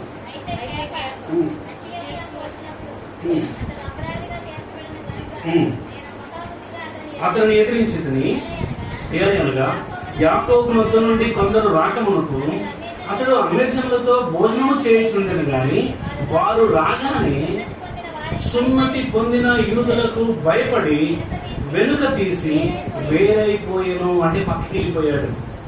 తక్కిన యూదులు, ఆ సంఘంలో ఉన్నటువంటి మిగతా యూదులు కూడా అతనితో కలిసి మాయావేషం వేసుకొని కనుక బర్నబా కూడా వారి వేషధారణము చేత మోసపోయాడు. అదే ఇందాక అందరితో కలిసి అంత సమం అనుకున్నవాడు ఇప్పుడు యూదులు సున్నతి పొందిన వారు రాగానే వాళ్ళు ఏమనుకుంటారన్న భయం చేత వాళ్ళ నుంచి పక్కకు వచ్చేసాడు. అంతా చూసినటువంటి పౌలుకి కోపం వచ్చి ఏం చేశాడు తెలుసా? కేఫాను ఎదిరించాడు. కేఫా, పేతురు గారు, మీరు అపరాధిగా ఎంచబడుతున్నారు, మీరు వేషధారణ చూపిస్తున్నారు, దేవుడు ఏకం చేసినటువంటి సంఘాన్ని మీరు 2 భాగాలుగా చూస్తున్నారు అని ఎదిరించాడు. అప్పుడు ఏమైందట? వారు సువార్త సత్యము చొప్పున క్రమముగా నడుచుకొనకపోవుట నేను చూచినప్పుడు అందరి ఎదుట కేఫాతో నేను చెప్పినదేమనగా, నీవు యూదుడవై నీవు యూదుల వలె కాక అన్ని జనుల వలె ప్రవర్తించుచుండగా అన్ని జనులు యూదుల వలె ప్రవర్తింపవలని ఎందుకు బలవంతము చేయుచున్నావు అని అందరి ముందర తనని సరి చేశాను. ఇక్కడ ఈ సన్నివేశంలో ఇది నేను మొదటిసారిగా నాకు అర్థమవుతూ మెడిటేట్ చేసినప్పుడు పేతురు అంటే నాకు ఇంకా గౌరవం పెరిగింది. ఎందుకో తెలుసా, అతను చేసిన తప్పుడు పని బట్టి కాదు, అది తప్పుడు పని అనాలి. ఎందుకంటే సువార్త సత్యానికి విరుద్ధంగా నడుచుకున్నారు. సహించకూడదు మనం కూడా. పౌలు ఎందుకు అంత రియాక్ట్ అయ్యాడు? వయసులో పెద్దవాడు పేతురు, అనుభవంలో పెద్దవాడు, ప్రభువుతో నడిచిన వాడు, నీటి మీద నడిచిన వాడు, ఆ కొండ మీద రూపాంతరపు అనుభవం చూసినవాడు. అన్నిటిలో పేతురు అనుభవజ్ఞుడు పౌలు కంటే. కానీ ఇక్కడ పౌలు ఎందుకు అతన్ని ఎదిరించాడంటే పర్సనల్ గ్రడ్జ్తో కాదు. పౌలు ఎప్పుడూ అది చేయడు. ఒకవేళ అలాంటివి చేసిన వెంటనే పశ్చాత్తాపడతాడు. Is a godly man. కానీ సువార్త డైల్యూట్ అవుతున్నప్పుడు, వాక్య సత్యము పలచబడిపోతున్నప్పుడు తట్టుకోలేకపోయాడు. అందుకని మాట్లాడాల్సి వచ్చింది. అయితే అందరి ఎదుట తనకంటే చిన్నవాడు తనని సరి చేస్తా ఉన్నప్పటికీ మౌనంగా నిలబడిపోయాడు పేతురు. అది అతని మామూలుగా అయితే ఎలా మాట్లాడాలి, ఎలా రియాక్ట్ అయి ఉండాలి పేతురు? 2 మాటలు వినగానే అరే కాసేపు ఉండు, నువ్వు వస్తావు, అసలు నువ్వెవరు వస్తావు, నువ్వెంత, నీ అనుభవం ఎంత, నీ సంగతి ఏంటి, నేను ఎవరు అనుకుంటున్నావు? నేను అపోస్తలుల్లో ప్రధానుడును, యేసు ప్రభు పిలుపొందుకున్న వాడును, యేసుతో పాటు నీటి మీద నడిచిన వాడును, నాకే చెప్పేటోడు నువ్వు నన్నే ఎదిరిస్తావా? నేను సీనియరా, నువ్వు సీనియరా? ఆఫ్టర్ ఆల్ నువ్వు ఎవడు అసలు? ఇలా ఉండాలి కదా డైలాగ్స్. అలా ఉన్నాయా పేతురు దగ్గర? చేసిన తప్పుని అంగీకరించి ఒప్పుకొని మౌనంగా తీసుకున్న వ్యక్తి పేతురు. ఏం నేర్పిస్తున్నాడు ఇక్కడ? ఇక్కడ 2 పాఠాలు ఉన్నాయి, పౌలు దగ్గర నుంచి పేతురు దగ్గర నుంచి. పౌలు దగ్గర నుంచి ఏం నేర్చుకోవాలంటే, ఏమంటే మిగతా విషయాల్లో పొరపాట్లు తప్పిదాలు వేరు, కానీ సువార్త సత్యం విషయంలో విభేదాలు ఆలోచన చేస్తే, అంటే యేసు క్రీస్తు తన ప్రాణం పెట్టడం ద్వారా కృపచేత ఇచ్చిన రక్షణలో మేము వేరు, మీరు వేరు, మేము పుట్టుకతోనే ఈ సహవాసంలో ఉన్నాను, మనమన్నొచ్చినోడివి, నువ్వెవడివి, ఇటువంటి తిక్క వేషాలు, తిక్క పనులు సహించకూడదు, సరిచేయాలి వెంటనే. ఎందుకంటే క్రీస్తునందు అందరూ ఒకటే. ఒక్కసారి నువ్వు క్రైస్తవుడు అయ్యావా, ఒక్కసారి దేవుని సన్నిధిలో అడుగు పెట్టావా, ఇక్కడ కులంతో కుల మత తేడాలు లేవు. We are all one, equal. ఈనాడు సంఘాల్లో చేరిన మరొక దరిద్రం ఏంటంటే, పైకి ఎవరు మాట్లాడరు కానీ లోపలంతా లెక్కేసుకుంటారు. ఇదిగో పలానా స్పీకర్ వచ్చాడు, ఇంతకీ ఎవడై ఉండొచ్చు, మనోడేనా, మనోడు కాదా, అవతలవాడా యువతలవాడా, ఎవరికి సంబంధించిన వాడు, ఏం చెప్తున్నాడో అది లేదు పట్టింపు. ఈ సోది వ్యవహారాలు ఎక్కువైపోయాయి, ఈ చెత్త మాటలు ఎక్కువైపోయాయి. ఇద్దరు కూర్చొని మాట్లాడుకున్నప్పుడు వాక్యం మాట్లాడాలా, ప్రభు గురించి మాట్లాడాలా, అనుభవం మాట్లాడాలా, అయితే వీళ్ళు వాళ్ళకి చేశారు, వీళ్ళకి చేశారు, అది ఇలాంటి కదా, ఇది ఇలాంటి కదా. ఎందుకు ఇది? ఎవరికి ప్రయోజనం? ఏం కడుతుంది నిన్ను? నీ మనసును పొల్యూట్ చేసి నిన్ను బలహీనురాలుగా చేస్తాయి ఇటువంటి మాటలు. పిల్లరా, ఇటువంటి మాటలు సంఘంలో చలామణి అవుతున్నప్పుడు పౌరులాగా మనం కూడా సువార్త సత్యము చొప్పున దిద్దుబాటు ఇవ్వాలి. వెంటనే దిద్దుబాటు జరగాలి. సువార్త విషయంలో అంటే సువార్త అంటే కేవలం ప్రభు మరణించాడు, సమాజం తిరిగి లేచాడు, అది ఒకటే కాదండోయ్. సువార్త అది కోర్ ఎలిమెంటే. కానీ సువార్త అంటే యూదుడు గ్రీసు దేశస్థుడు ఇప్పుడు తేడా లేదు, ధర్మశాస్త్రం పాటించినవాడు పాటించినవాడు తేడా లేదు, సున్నతి పొందినవాడు తేడా లేదు. అందరూ విశ్వాసము ద్వారా కృపచేత రక్షణ. యూదుడైనా అన్ని దేశస్థుడైనా, చిన్నప్పటి నుంచి భక్తి వ్యవహారాల్లో పెరిగిన వాడైనా, అప్పుడే యేసు నమ్మిన వాడైనా, ఇద్దరు ఒకటే. అందుకే చాలా మంది యూదులకి నచ్చలేదు. అరే, నేను ఇంత కష్టపడి చిన్నప్పటి నుంచి ధర్మశాస్త్రం నేర్చుకుని పాటిస్తూ ఆచార వ్యవహారం చేస్తూ సమర్పణతో ఉంటే, ఈవేళ రేపు మొన్నొచ్చినోడు నేను వాడు ఒకటే అంటాడేంటి పౌలు? చాలా పెద్ద గొడవ. ఈ గొడవకి పరిష్కారమే అపోస్తుల కార్యం 15వ అధ్యాయంలో ఫస్ట్ కౌన్సిల్ ఆఫ్ జెరూసలేం అని ఉంటుంది. అంటే ఒక సభ జరిగింది, ఒక మీటింగ్ జరిగింది, అక్కడ చర్చ జరిగింది. అక్కడ నిర్ధారణ చేశారు, అరే అబ్బా ఇక నుంచి యూదులని అన్ని దేశస్తులని తేడా లేదు. అది జరిగిన తర్వాత పేతురు ఇలా చేశాడు అన్నాడు. పౌలు ఎదిరించాడు, గౌరవంగానే ఎదిరించాడు. ఇదిగో పౌలు ఎదిరించాడు కానీ మీరు రెచ్చిపోయారు లేనిపోండి, పెద్దలు పట్టుకొని ఎలా పడితే అలా మాట్లాడాలి. నో నో నో నో, ఒకరిద్దరు సాక్షులుంటే కానీ పెద్ద మీద ఆరోపణ తీసుకోవద్దు అని అంటాడు తిమోతికి రాసి. We have to respect and honor our elders and leaders and the servants of God. వారిని మనం సన్మానించాలి, రెట్టింపు ఘనతకు పాత్రలుగా ఎంచాలి.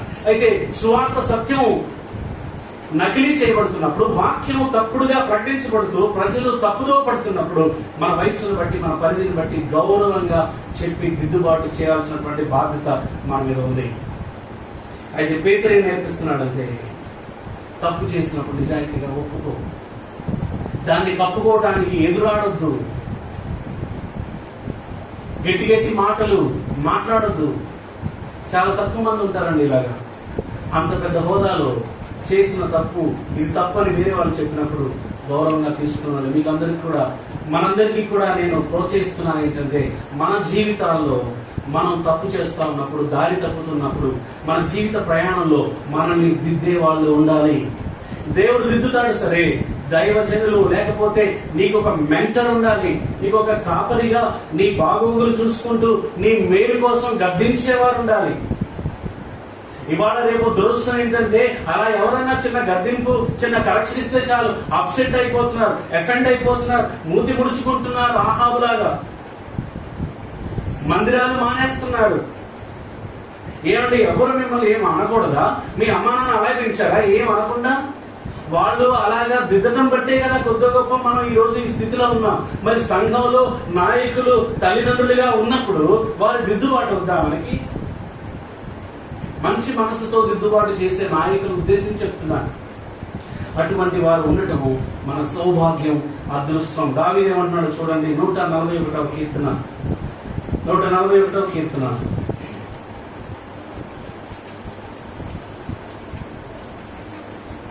141వ కీర్తన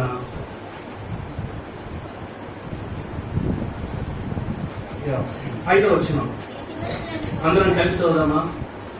నీతిమంతులు నన్ను కొట్టుట నాకు ఉపకారము, వారు నన్ను గద్దించుట నాకు తైలాభిషేకము, నేను అట్టి అభిషేకము త్రోసి వేయకుందును దాకా. చాలండి, ఏముంది మళ్ళొకసారి మీరే చదువుకోండి, కలవచ్చు ఒకసారి అప్పుడు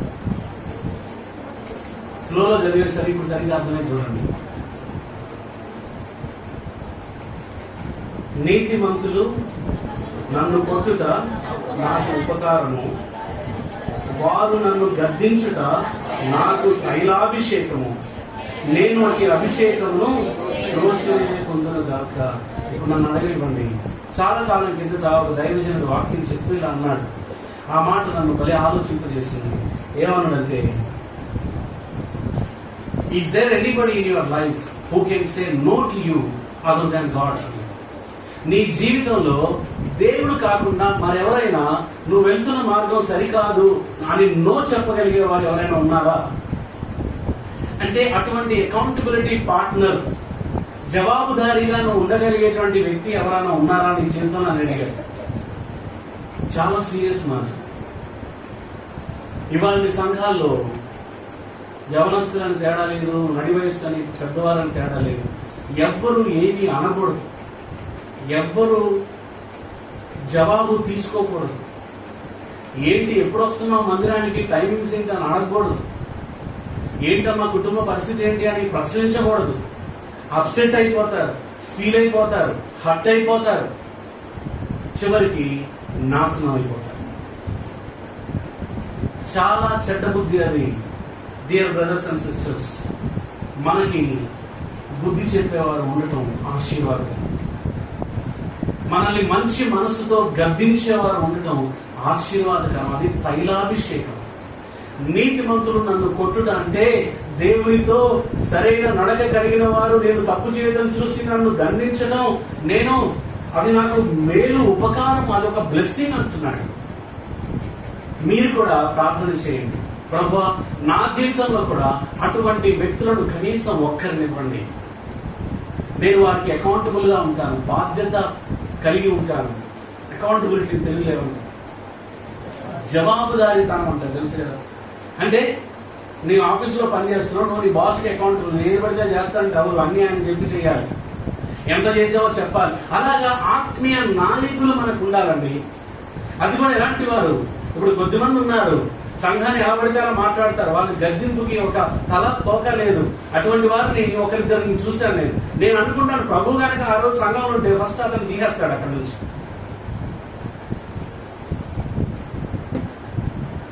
ఒక సంఘానికి వెళ్ళాను, ఒకసారి ఆ సేవకుడు ఫ్రస్ట్రేషన్ లో ఉన్నాడు. ఆయన ఏదో చెప్పాడు, జనాలు వెళ్ళలేదు, నేను కూడా అక్కడ కూర్చొని ఉన్నా, మాట్లాడడానికి వెళ్ళాను. ఏమో తెలుసా, ఆదేశంలో మనిషికో మాట గుండుకో దెబ్బ. ఎవరు నీ ఇంట్లో పని మనిషి వాళ్ళు?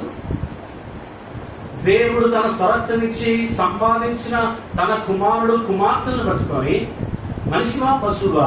ఏంటా భాష అసలు? నాకు ఎంత కలవరం అయిపోయిందో ఆ మాట విని. ఉదాహరణకు మీరు మీ ఇంట్లో పని కోసం పని మనిషిని పెట్టుకున్నారు. మీ పిల్లలకి వంట వడ్డిస్తా ఉందనుకున్నాము. పిల్లలు ఏదో స్లిప్ అయిపోయి నీళ్లు పడేస్తారు. ఇక రయ్యమని వారి మీద కేకలేస్తా ఉందనుకోండి, మీరు ఆ పక్క గదిలో ఉన్నారు, ఏం చేస్తా ఉంటారు? మంచినీళ్ళే పని మంచి ఊరు ఉంటుందా? నువ్వు ఎవరన్నా అసలు? ఏంటా మాట్లాడింది? నీ ప్రవర్తన ఏంటి? ప్రభువు కూడా సరిగ్గా అలానే.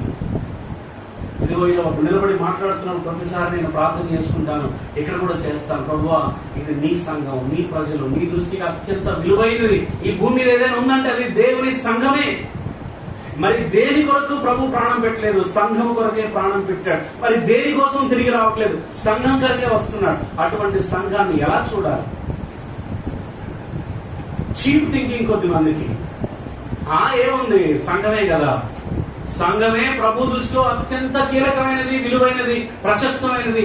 సంఘంతోనే ఆయన వివాహం ఆడబోతున్నాడు. మనం కూడా అటువంటి దృక్పథం కలిగి ఉండాలి, అటువంటి ఆలోచనే కాదు. అలాంటి సంఘాన్ని పట్టుకొని నోటికి వచ్చినట్టు ఏది పడితే అది మాట్లాడకూడదు. మనం ఎవరిని పడితే అది అంటానికి వీల్లేదు. దేవుని సంఘంలో ప్రతిదీ క్రమముగా మర్యాదగా జరగాలని వాక్యం నేర్పిస్తాము. గద్దింపు చేసినా దానికి ఒక లెక్క ఉంది, సరి చేసినా దానికి ఒక లెక్క ఉంది. సంఘానికి తెలియజేసే విషయాలు ఉన్నాయి. తెలియకుండా జరిగేది పెద్దలకు మాత్రమే, నాయకులకు మాత్రమే జరిగేవి కొన్ని ఉన్నాయి. మీరు ఇవన్నీ వాక్యంలో ఉన్నాయి.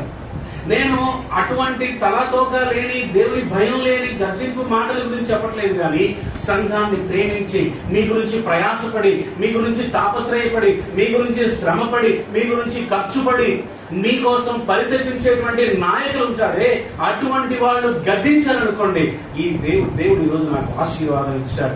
అటువంటి వాళ్ళు సరి చేశారనుకోండి, పేతురులాగా మౌనంగా ఉంది, అంగీకరించండి. అది తైలాభిషేకం లాగా భావించండి. వారి యొక్క మాటను తీసుకోండి, వారి సలహాను తీసుకోండి. తొందరపడి చేయొద్దు, తొందరపడి అడుగులు వేసి నష్టపోవద్దు. దేవుడు మనకి దైవికమైన నాయకులను ఇచ్చింది మనల్ని నడిపించడానికి. That is one of the responsibilities. వారి యొక్క బాధ్యతలు అదొకటి. ఇది పేతురు పౌలు యొక్క సన్నివేశంలో మనం నేర్చుకోదగినటువంటి మరొక పాఠం. And we have come to end. ముగింపుకు వచ్చేసాము. ఇలా ప్రారంభమై పరుగు తీస్తున్న పేతురు యొక్క జీవితం ఎన్నో శ్రమల గుండా, పోరాటాల గుండా, ఫలితాల గుండా, విజయాల గుండా సాగుతూ వచ్చింది. నమ్మకమైన అపోస్తులుడిగా తన పరుగును ఆరంభించి ముగించినటువంటి గొప్ప వ్యక్తి అపోస్తుడైన పేతురు. ఈయన దేవుడు మరి 2 పత్రికలు రాయడానికి కూడా దేవుడు పరిశుద్ధాత్ముడిని వాడుకున్నాడు.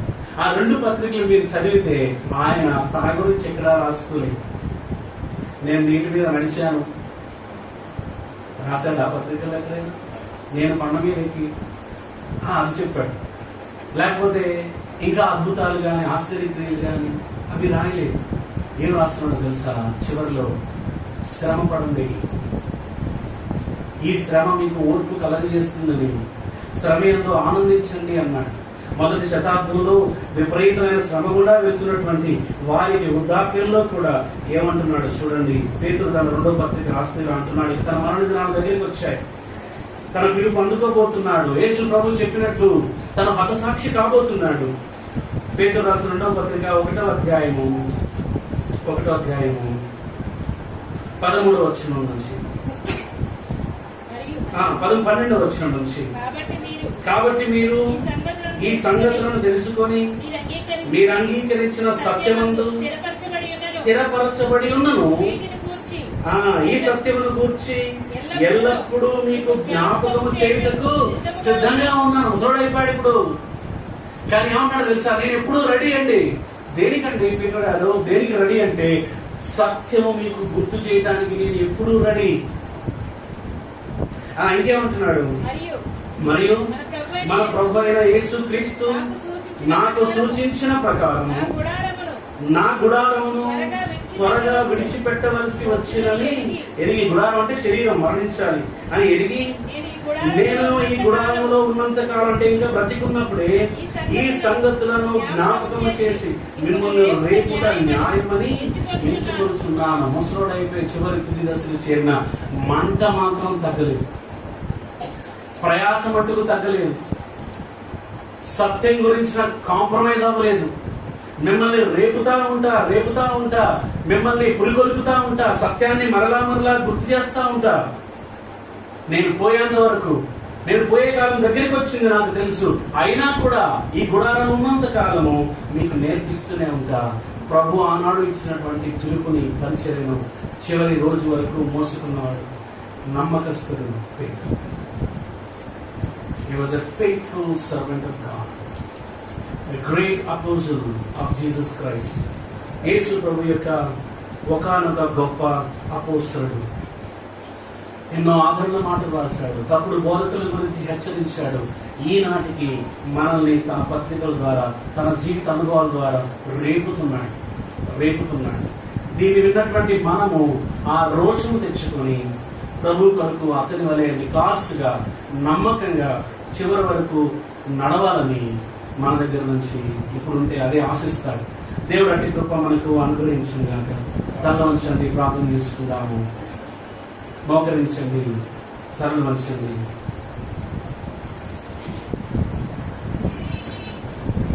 ఈ చివరి సెషన్లోని చివరి కమిట్మెంట్ చేద్దాము. ప్రభుకి అప్పగించుకుందాం, ప్రభుకి మాటిద్దాం. ప్రభువా, దిద్దుబాటుని ఒప్పుకుంటాను, దిద్దుబాటును తిరస్కరించును అని తీర్మానం చేయండి కదా.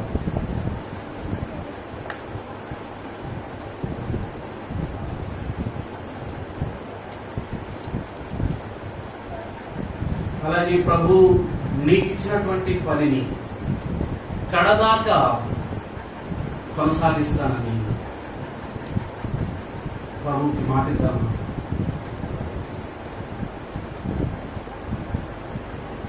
మరణకాలం వరకు ప్రభువా, నువ్వు ఇచ్చిన పిలుపులో కొనసాగుతాను, నువ్వు ఇచ్చిన పనిని నెరవేరుస్తాను. నేను తప్పు చేసినప్పుడు దిద్దుబాటుకి ఇష్టపడతాను.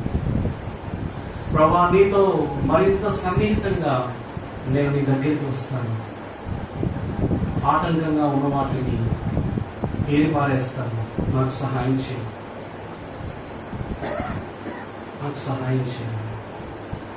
ప్రభుకు అప్పగించుకుందాం.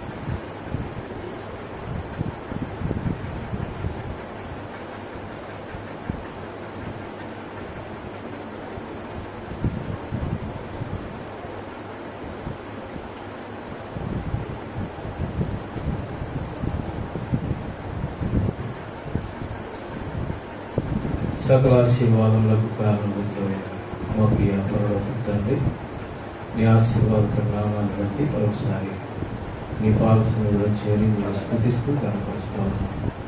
అంత్య దినములు, అపాయకరమైనటువంటి దినములు, నీ రాకడ సమీపంలో ఉన్నటువంటి దినములో మేము దిద్దుబాటు కావాలని మా జీవితాలను సరి చేసుకొని నీ కొరకు ఈ లోకంలో జీవిస్తూ మమ్మల్ని మేము పరలోకానికి సిద్ధపరచుకోవాలని ఈ దినము బేతేలు యొక్క సహవాసాన్ని జ్ఞాపకం చేసుకొని ఆ సహవాసం ద్వారాగా మీరు మీ దాసు వారు విజయ్ కుమార్ గారి ద్వారా వినిపించినటువంటి మాటలను బట్టి నీకు ప్రత్యేకించి పేతురు యొక్క జీవితాన్ని మా మధ్యకి తీసుకొస్తూ వచ్చారు. మేము ఎన్నో అపోహలు, వంకలు ఆయన ద్వారా వెతికి ఆయన చేస్తే లేదా అన్నట్టు మేము అనేక సపోర్ట్ చేసుకునేటువంటి విధంగా ఉంటూ ఉంటాయి. కనుక మా ప్రభా ఆ యొక్క విధానాన్ని ఈరోజు మా మనసులో నుండి తీసివేసుకోవటం పేతురు యొక్క జీవితాన్ని మా మధ్యకి తీసుకొచ్చారు. అందుని బట్టి మీకు వందనాలు, స్తోత్రాలు చెల్లిస్తాం. ప్రత్యేకించి సాయంకాల సమయంలో మా ప్రభా దిద్దుబాటుని ఒప్పుకొనడానికి ఎంతో అనుభవం ఉన్నప్పటికీ, యేసు ప్రభువుతో తిరిగినప్పటికీ ఎదురు ప్రశ్న వేయకుండా పౌలు యొక్క మాటలు మౌనాన్ని ఓడిస్తూ వచ్చారు. అవును, నేను చేసిన పొరపాటు. చాలాసార్లు అహం అడ్డొచ్చి మేము చేసినటువంటి పాపం కావచ్చు, వ్యతిరేకత రావచ్చు, దురభిమాన పాపం అవ్వచ్చు, ఏదైనప్పటికీ ఒప్పుకోవడానికి ఇష్టపడాలి. గద్దెంపుని మరి ఇష్టపడినటువంటి పరిస్థితులు మాలో ఉంటున్నాయని మీ భాషలో ఒప్పుకుంటా ఉన్నాం. దయతో క్షమిస్తూ రండి మా ప్రభా. ఈ దినం నుండి ఆ రీతిగా మరి ప్రభు యొక్క స్వార్థకు వ్యతిరేకమైనటువంటి బోధలు, సంఘాన్ని ప్రత్యేకించి వ్యక్తిగత విశ్వాసాన్ని సరిచేయడానికి వచ్చేటువంటి బోధ కానీ గద్దెంపు కానీ నిర్లక్ష్య పెట్టకుండా ప్రేమతో స్వీకరించి మా జీవితాన్ని సరి చేసుకోవడానికి పేతురువలే మమ్మల్ని సిద్ధపరుస్తున్నామని ప్రార్థన చేసుకున్నాను. అంత మాత్రమే కాకుండా మరి ఎవరి విశ్వాసం వారిది, ఎవరి రక్షణ వారిది అని దులిపేసుకునేటువంటి పరిస్థితుల్లో ఉండకూడదని పేతురు యొక్క వృద్ధాప్యాన్ని మాకు జ్ఞాపకం చేస్తూ వచ్చారు. ఎవరెక్కడ పోతే నాకేం కానీ కాదు, కానీ ఆయన వృద్ధాప్యంలో ఉండి కూడా తన ఎదుట ఉన్నటువంటి సంఘాన్ని హెచ్చరించడానికి, బుద్ధి నేర్పడానికి ఇదిగో నేను సిద్ధంగా ఉన్నాను అని చెబుతూ ఉన్నాను. కాబట్టి మా బాధ్యతను మేము నిర్లక్ష్య పెట్టే వారంగా ఉండకుండా ముందున్నటువంటి దినాల్లో మరి మేము మండుచుండటం మాత్రమే కాకుండా అనేకులు మండించే వారంగా, వెలిగించే వారంగా నేను మీరు ఉండగలుగుతూ సహాయం అందిస్తున్నామని ప్రార్థన చేస్తూ ఈ రీతిగా వెతుపడిన వాక్యానికి మా హృదయాల్లో నీరు కట్టి ఫలింపు చేస్తురండి. ఏది కూడా వ్యర్థంగా పోకుండా ఉండడానికి మీరే సహాయం అనుగ్రహిస్తున్నామని మా ప్రభా. పశువులు ఏ రీతిగా అయితే ఆహారం మరి తిరిగి వచ్చిన తర్వాత నెమరు వేసుకుంటాయి, అది కూడా మాకు జ్ఞాపకం చేస్తూ వచ్చారు. మేము విన్నటువంటి మాటలు ఎత్తుకొని పోకుండా ఉండాలంటే, మరి వృధా అవ్వకుండా ఉండాలంటే మేము ఒకరికొకరు సంభాషించుకొని మమ్మల్ని ఎదుర్కొనుకోవాలని మీ వాక్కు ద్వారా మమ్మల్ని హెచ్చరిస్తూ వచ్చారు. ఆ రీతిగా నేను మేము ఉండగలుగుతున్నాం. సహాయం అనుగ్రహిస్తురండి. ఒక ఇక్కడ మీరు ఇచ్చినటువంటి దీపస్తంభం బేతేరుని బట్టి 4 స్తోత్రాలు చెల్లిస్తూ దీవించి ఆశీర్దిస్తురండి, విశాలపరుస్తున్నామని ప్రార్థన చేస్తున్నాం. అనేకులు ఈ సంఘం ద్వారాగా, సహవాసం ద్వారాగా, ప్రత్యేకంగా ఇక్కడ ఉన్నటువంటి విశ్వాసుల యొక్క సాక్ష్యం ద్వారా మరి మీ వైపు తిప్పబడగలగడానికి సహాయం అనిపిస్తుంది. ఎంతోమంది మీ నేరుగక ఒక ముందున్న దినాల్లో నశించి నరకానికి వెళ్ళవలసినటువంటి పరిస్థితులు ఉంటాము.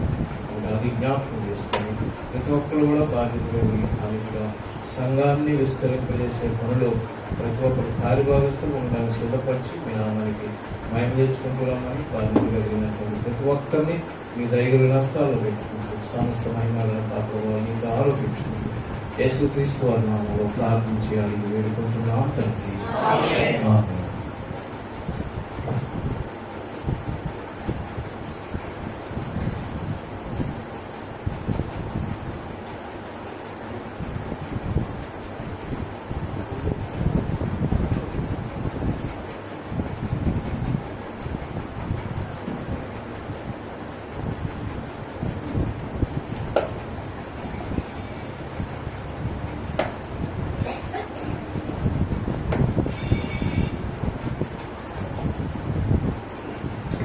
ప్రార్థన చేసుకుందాము.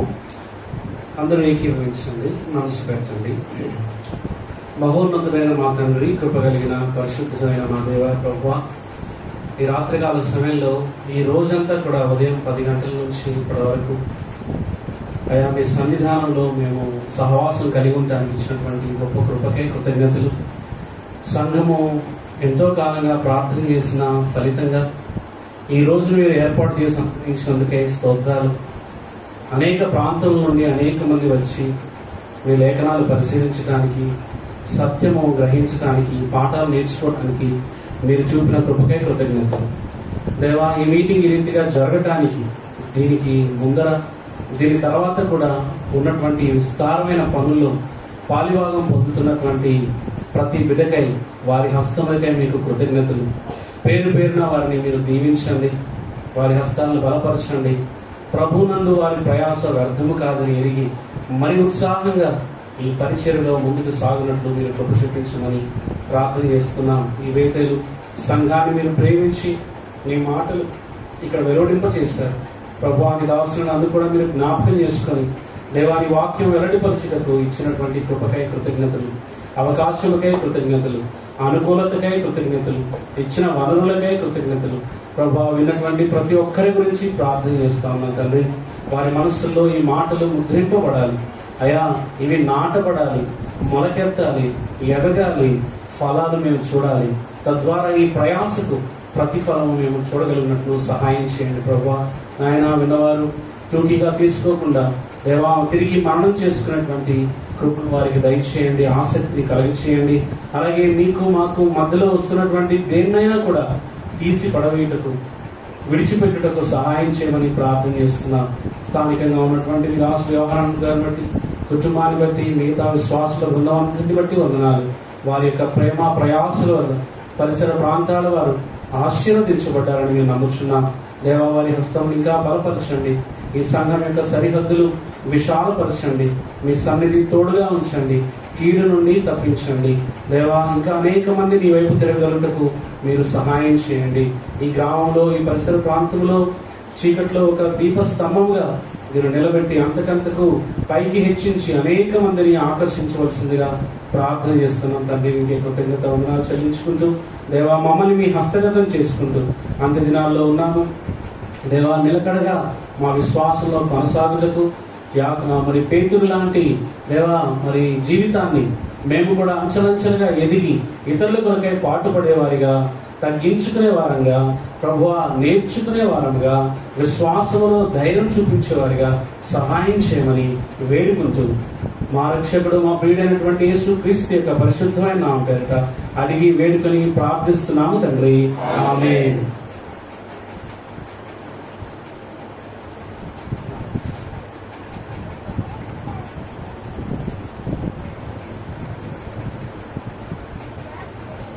దయచేసి ఇప్పుడు నాకు అందరికీ ప్రేమ ముందు సిద్ధపరచబడి ఉంది కాబట్టి అందరూ కూడా భోజనం చేసి వెళ్ళాలి. మరి ముఖ్యంగా మీ అందరి ప్రార్థన, మీ అందరి సమర్పణ, మీ అందరి యొక్క ప్రయాసము ఎన్నో దినాల నుంచి మరి ప్రార్థించిన మేరకు మీకు అందరికీ తెలుసు. గత 2 సంవత్సరాల కిందట మరి అన్న జయరాజ్ గారిని మనం పిలిచి ఒక స్పెషల్ మీటింగ్ జరిగించాలని అలాగా ప్రయత్నం చేశాము. అది దేవుని చిత్తం కాక మరి లేదా ఎవరైనా ఆటంకపరిచి అది నష్టం జరిగిందో తెలియలేదు. కాబట్టి ఈసారి మరి మీ అందరూ పరిశుద్ధులందరి ప్రార్థన, మరి ముఖ్యంగా పరిశుద్ధ ప్రార్థన మందిరం పెద్దలు మరి బాధ్యత వహించి వారు, నేను అడిగినప్పుడు అంకుల్ మాకు హైదరాబాద్ నుండి పరిచయం కావాలన్నప్పుడు తప్పనిసరిగా మీకు నేను ఏర్పాటు చేస్తానయ్యా.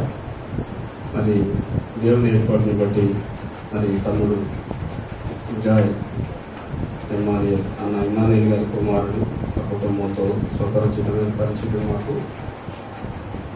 కాబట్టి అది అన్నతో మాట్లాడినప్పుడు అక్కడ అన్నగారు అక్కడ ఉన్న పెద్దలతో మాట్లాడి మరి అన్నగారు రావడానికి మరి దేవుడు ప్రభు చూపుతూ వచ్చాడు.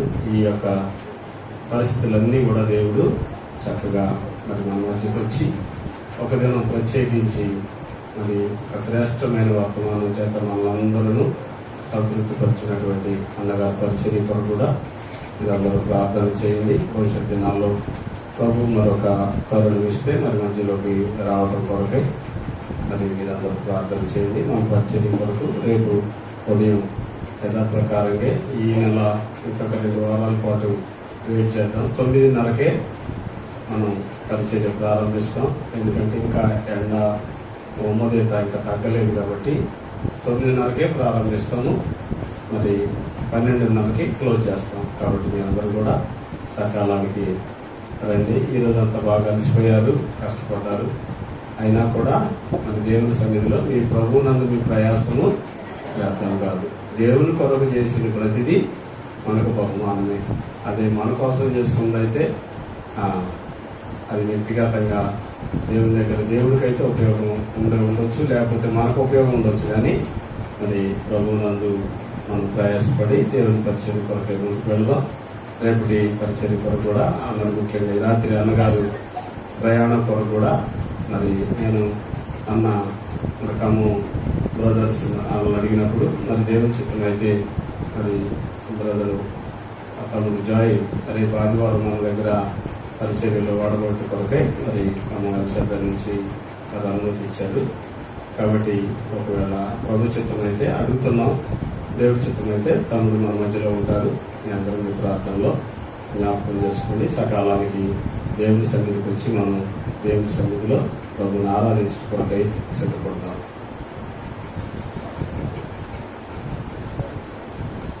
చిన్న పాట పాడుకొని మనం తర్వాత ఆశీర్వాదం తీసుకొని ముగించుకుంటాం. పాట సంఖ్య 765 పాట పాడుతున్నాము. అలానే మోకాళ్ళ మీద మోకరించి అట్లనే ఈ పాట పాట ద్వారా ప్రభు మనం ప్రతిష్ఠించుకుంటాం.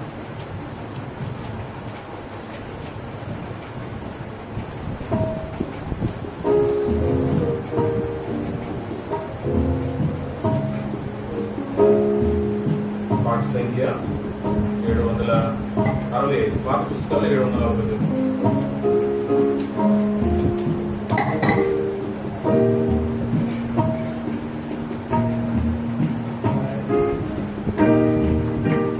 సర్వమైన ప్రభు అర్పించుకొనునికై అంగీకరించునే నీ సేవ చేయుటకై అంగీకరించునే నీ సేవ చేయుటకై ఆత్మ ప్రాణ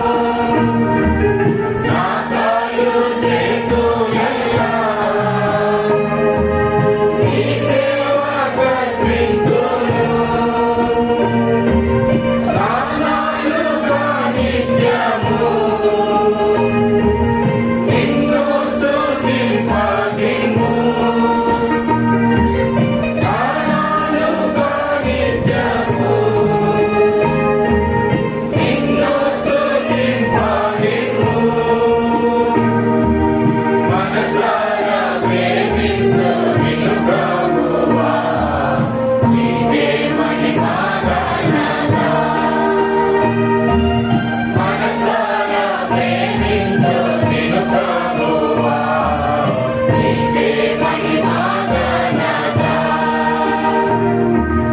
నా సర్వమైన ప్రభు, అర్పించు బంధునికై, అంగీకరించు నేనే. నీ సేవ చేయుటకై, అంగీకరించు నేనే. నీ సేవ చేయుటకై, సర్వమైన ప్రభు, అర్పించు బంధునికై, అంగీకరించు నేనే. నీ సేవ చేయుటకై.